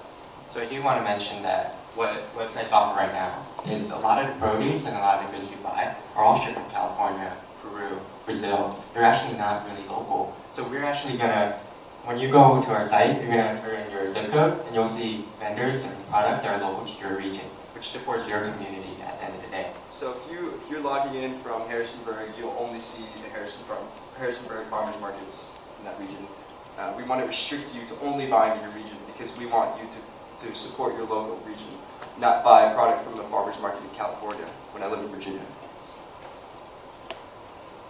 Yeah, actually, there are some rules. Blacksburg has some unique rules on things like that. As a matter of fact, that's one of the questions here. How would you deal with a number of regulatory issues that the Blacksburg Farmers Market is currently dealing with? You know, they had two farmers markets that were competing with one another, and also they have a new rule that says only produce grown within 50 miles can be sold at the market. So, how do you deal with all these rules, I guess, is one question. And the rules are, by the way, different probably for every farmer's market in the country. From my understanding, correct me if I'm wrong, but I'm pretty sure the second farmer's market they didn't actually establish because of some zoning issue. I don't think it's up and running. They were going to, it was up and running for a while, but then I think it disappeared. To answer that question, we're just going to have to strategically plan around it. I mean, we can't get around any rules set in place by the government or any regulations, so. Okay. Let's see a couple of other questions here. And there's several. How are you different than www.relayfoods.com? They are already up and running in a number of cities in Virginia, for example, Richmond and Charlottesville, and include farmers markets and grocery stores. Like we said before, we're trying to establish agreements, exclusive agreements with vendors in the region. So we're a solely region-based business. Even if we can't capture, like for example, an entire state, just getting a region we believe is valuable enough because we can move to multiple areas. And let's see. Let's see a couple of other questions here.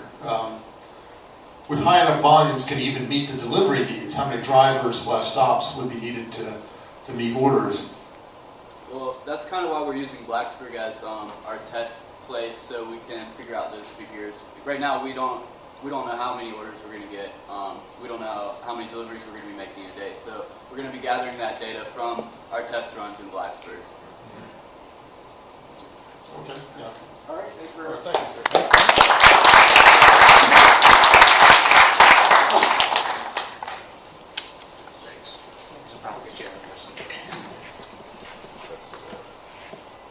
All right, and our last group is Vestico.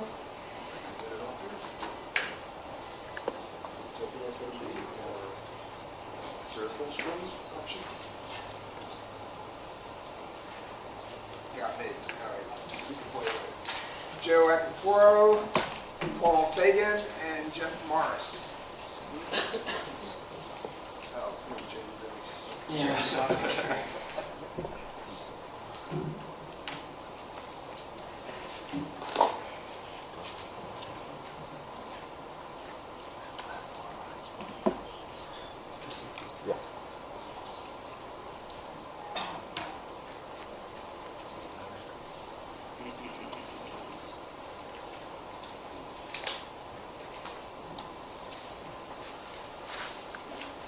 So imagine that you're a big wig DC executive and you're coming down to Blacksburg for the first time for a conference at Virginia Tech. The first thing you do when you hop in your car is you pull out your smartphone. That smartphone is going to get you here. It's going to reroute you around any bad traffic. It's going to help you find the cheapest gas along your route, and it'll even show you the best restaurants if you get hungry during the drive.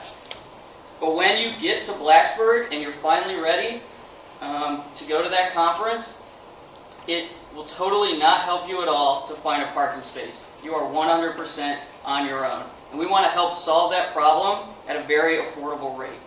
So we targeted, parking is an issue everywhere. Everyone knows that. We're targeting 3 very specific institutions. We're targeting universities, we're targeting airports, and we're targeting metro stations and bus stops for a very particular reason. So if we look just at airports for a moment. Currently, when a parking lot is considered full, when it's at 75% of its actual capacity, because after that it takes drivers too long to find a parking space. So if you look at Indianapolis Airport, a relatively small airport, they have about 14,000 parking spaces. That means that 3,500 of those spaces cannot be used to service cars. So it's wasted infrastructure. If you look at metro stops, drivers get frustrated looking for parking if it takes too long. So if they want to commute into the city every day, but they spend too long at the metro stop looking for a place to park, they'll just leave and drive straight in, which causes more traffic, more congestion, it leads to more pollution, and a harder time finding parking in those downtown areas. Now, universities are a little bit different than even those two, but basically universities want to maintain walkability, and they also don't want to waste money expanding infrastructure on parking. So what we want to do is use our system of parking tracking to help encourage mass transit uses in university towns to help universities accomplish those goals. So our solution to these problems are very simple. Basically, if you're an engineer, if you have an engineering background, what we're doing is low-resolution LiDAR for parking spaces. So to make that brutally simple, we have a laser rangefinder mounted at a high point, either a tall building or a light post. We know how far away a parking spot should be when it's unoccupied. So if you look at this diagram here, if the car wasn't in that location, we would know that we should get a reading of about 30 meters. When the car parks there and our scanner comes around and looks at that particular parking spot, we now get a reading of 28.5 meters, and we know that spot is occupied. It's very simple, it's very fast. LiDAR is exploding in many industries, but it has not been applied to parking. So that is our idea. We believe that this is patentable. There's a lot of LiDAR patents out there, but it's not been applied to this particular niche. Now, there are a lot of competitors in this industry, and it's because parking is a nightmare everywhere. So a lot of people are coming in and making a lot of money by tracking parking and bringing real-time tracking. So if we look at Streetline and their flagship product Parker, which is a smartphone app that allows you to look for parking spots in particular, how their technology works is they basically, if you can imagine a big hockey puck filled with advanced sensors like magnetic sensors, sonar sensors, and they embed these in every single parking space that they want to track. Now, it's very adaptable. It works in both surface lots, garages, and street level parking. It'll work anywhere you want. The issue is it is incredibly expensive. Streetline alone, their costs are about $300 up front just for the installation, and then they charge you $30 per month per spot to get access to their servers, to get access to their system and to maintain those. So it is very expensive. It is prohibitively expensive for most institutions. If you look at Fiber, who has launched SF Park, which I'll talk about more in a minute, very well-known program, their costs are even higher, but they claim that their sensors are more accurate.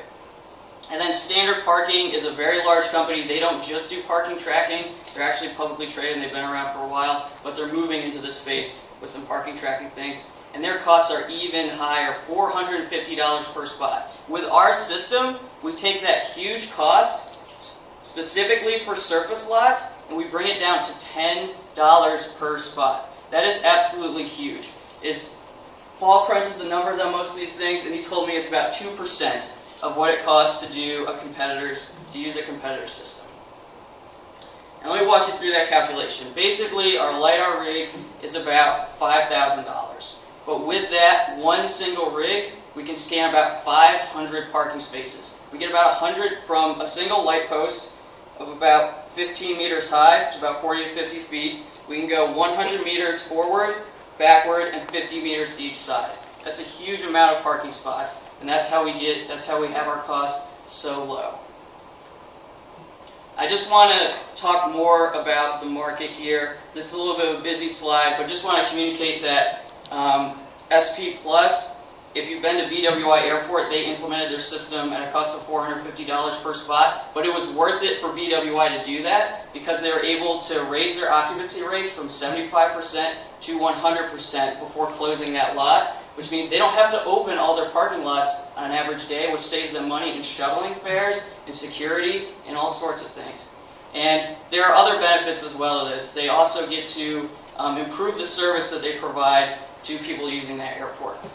Streetline is one of the fastest growing companies in America. It's been on a hot streak. It's backed by IBM and Xerox, and they have a $30 million line of credit from Citibank. You can see their technology being used in LA with LA Express Park. They've installed some test cases in DC on the Metro line, and they use their technology at Oregon State University to help the disabled find parking more easily. The parking industry in America employs over 1 million people and is worth over $27 billion a year. Our particular niches within that, if you look at airports, park and rides, and universities, is about $6 billion annually. Now, why these particular segments? Why did we pick these? Basically, for these three, upwards of 70% of their total parking infrastructure are still standard surface lots, which is where our technology excels. So this is our business strategy slide. We really believe that we're in a perfect area to work and test our products here. By perfect area, I mean we have terrible parking at Virginia Tech. Absolutely horrible. Any student, most faculty and staff I think can agree with me. You spend upwards of 5 minutes trying to find a parking spot every day.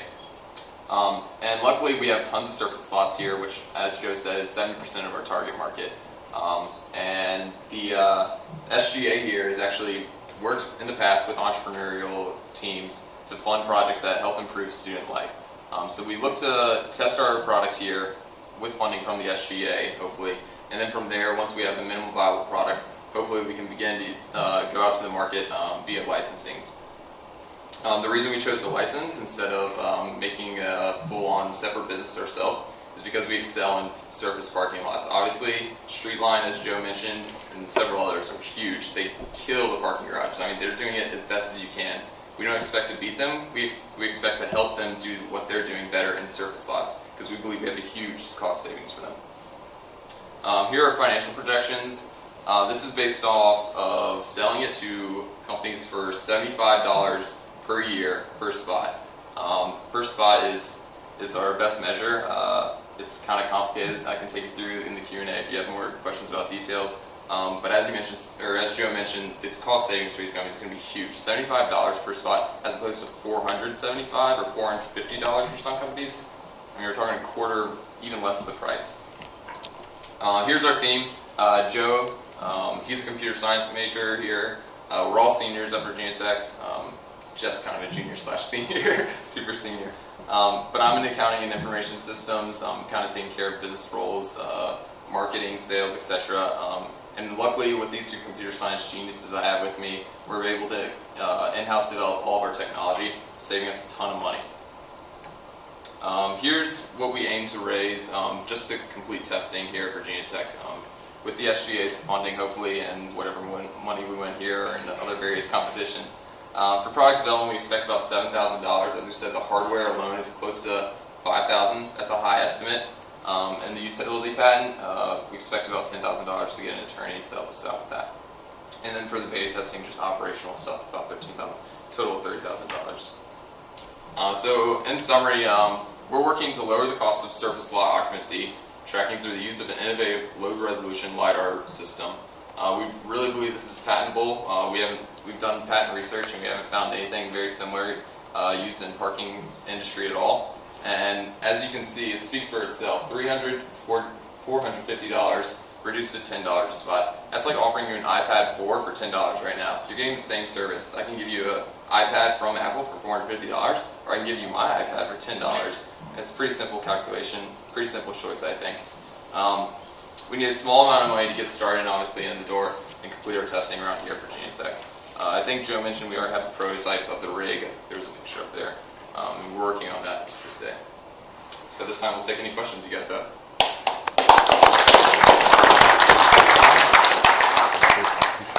This is Jeff. Okay, so tell me about the patent again. Now, if you're buying the equipment from someone else, right, another manufacturer, like the LiDAR equipment, so you buy that, and then once you employ that, if you can patent that technology for your exclusive use on service lots, then wouldn't that mean then you would thereby be restricting me from selling my equipment to anyone else for that purpose? Would that really hold up? There is serious modification to the equipment to make it applicable to surface lots. It's not like we're buying it off the shelf and we're gluing it on a pole and it totally works. There are some modifications that have to be made. What would be, so you would be in a joint patent with that manufacturer? Yeah, and you would really be potentially restricting who they basically have an exclusive with you if that patent restricts parking lot use, right? Another huge part of the equation is the software system and the API for tracking that parking. So that's another huge part of it. And that's the vast majority of it that's patentable. I may have missed it, but how does the data get from your LiDAR equipment to the user? How do they know where the spots are? So there are multiple approaches. If we license it to Streetline, what Streetline primarily does is they have a smartphone application. So our LiDAR rig would include some communication technologies, and we would have a back end that it communicates to, and then just make an open API that Streetline can connect with. Now with the more traditional ones that are rolled out, if you've been to BWI, they have lights on top of every single one of their parking spots. There are also some other ones that just have signs that say there are 12 spots open down this aisle and different situations So like you're that. linking this up, but I got that then. On the finance side, I was a little confused. If you're comparing your $75 a year, the $450 is the upfront cost for one of those sensors. What are their annual and monthly costs per spot that they're charging? They're charging $30 per month, and they sell. So they're $360 and maybe $75. Right. Yeah. All right. A very nice presentation, by the way. I can see a lot of little technical issues like trees growing in the way or bad weather or, hey, that's only a handicap spot or, there's something obstructing. How do you kind of deal with all those little problems if you're just doing a line of sight LiDAR? The LiDAR is actually very advanced. We bought a hunting, basically a laser scope designed for hunting. It has a maximum range of over half a mile. That's about 800 meters. So in pretty good conditions, you can see half a mile with it. It also has a setting that allows you to see through foliage. So basically, it ignores the initial blowback from leaves, and it shoots down to what's beneath it. So a car under concrete is going to give a lot higher reading than some foliage and some trees. To address weather issues, weather can be, precipitation in particular, can be an issue with LiDAR, but because we're using such a powerful laser and we're restricting our range down to 100 meters, it gives us a big advantage on accuracy. Actually, if I may, in that calculation that we did 600 spots, we cut it down drastically to account for in worst case situations. We did bad weather as well as calculating for the 350Z, one of the lower cars we could think of, hidden behind a Chevy Tahoe, and then we came up with the 600 figure. So it's a very conservative prediction. Have you reached any agreement with Virginia Tech to be a test bed for this? I've talked to Frank Shushak, if you know him pretty well. I have some connections through Mark and some other people that are pretty high up at Virginia Tech, and they were like, yeah, you can put whatever you want on top of our buildings. So how many of these are you thinking of locating it at Virginia Tech? We still have to work out some of the details because we're working on finalizing our prototype and really figuring out what our range is and what the ideal conditions are. But if you look at the commuter lot, we think less than 5 would be conservative. So 5 spots at Virginia Tech? For the commuter lot. And then, are you talking about lots that we want to scan? We'd probably scan the commuter lot and the McComas lot, and potentially behind Litton Reeves. Commuter lot is behind Darien. That's all. Okay, so commuter lot, for example, I'm a student. How do I know where the space is open in that scenario? What do you plan to do there? We were planning on producing a lightweight application for your smartphone. So, and the big thing, especially for universities, is universities don't want people to drive to campus. So what we're going to do is use our statistical analysis tools on the app so people pull it out before they leave to go to campus, and it tells them parking is really bad right now. And based on past times, like let's say it's a Tuesday at 1 o'clock, based on all the other Tuesdays at 1 o'clock this semester, it's going to take you 10 minutes to find a spot. You probably shouldn't go right now, but the bus will be here in 2 minutes. So the advantage to the university is it helps encourage the use of public transportation by making students aware of the parking situation at that particular time. Will that app also help me find a spot if I drive? Absolutely. Anyway? So if you still choose to drive, it'll be GPS for finding a spot. So it brings you directly to the spot that is open. And then what about the cost of that app, the developing and maintenance of that app? Was that in there? We're going to bootstrap that as CS students. We could probably use that as a senior design product anyway. So. Well, one question you might get is on safety. When you're GPSing people to specific spots in a lot, that's a lot of directions for their eyes to be looking other than people walking through the parking lot. So just, you may want to have a good answer for, that's not an issue if research has been done on that, but that's the first thing that would pop in my mind. That you're going to wonder, How I would answer that is that competitors are already doing it right now, and it hasn't been an issue. If you look, you can pull up Parker app. You can download it. It's called Parker, and you can look at spots in LA, and they'll bring you right to those spots. Question for somebody. You want to answer unless you got a question? I just got a quick one if you don't mind. Yes. Okay, in your business model, you've got the LiDAR cost, and that's it. You're not showing some sort of scanning mechanism. You're not showing a server that communicates. You're not showing the API.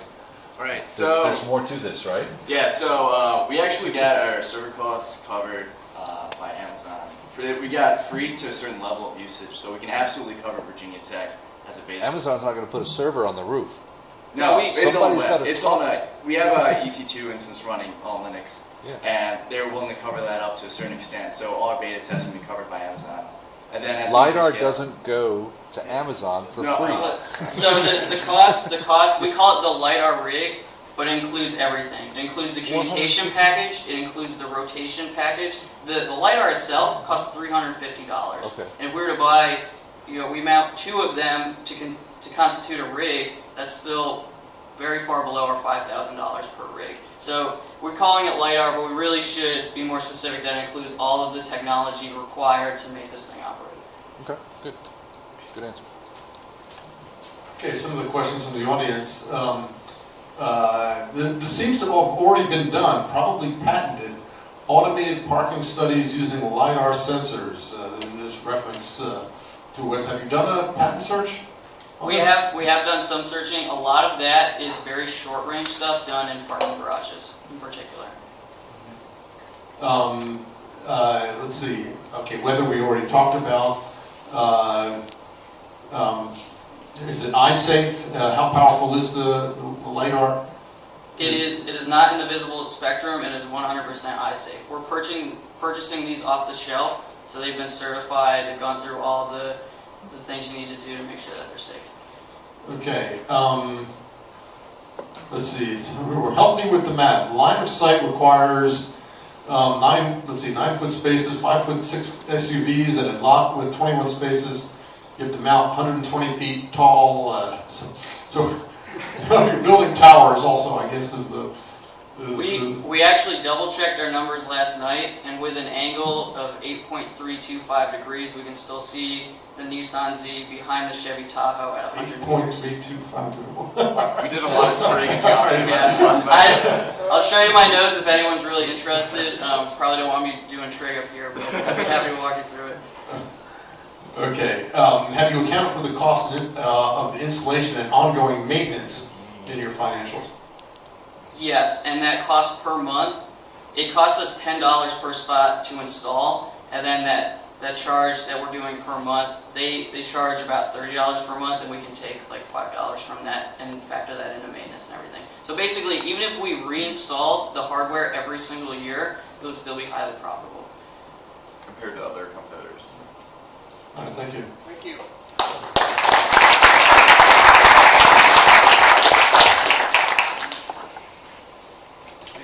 The presentations have ended. However, in your packet that you got when you came here was this little piece of paper. On the back is all sorts of notes. It's the people's choice. And at the bottom you are to label your first choice, second choice, and third choice.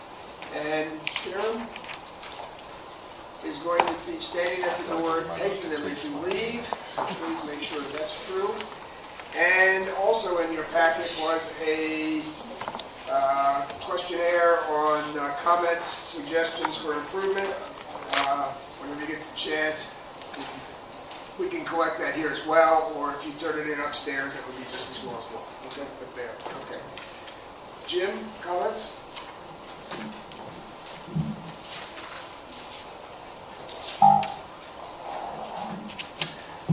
Thanks again to the judging panel.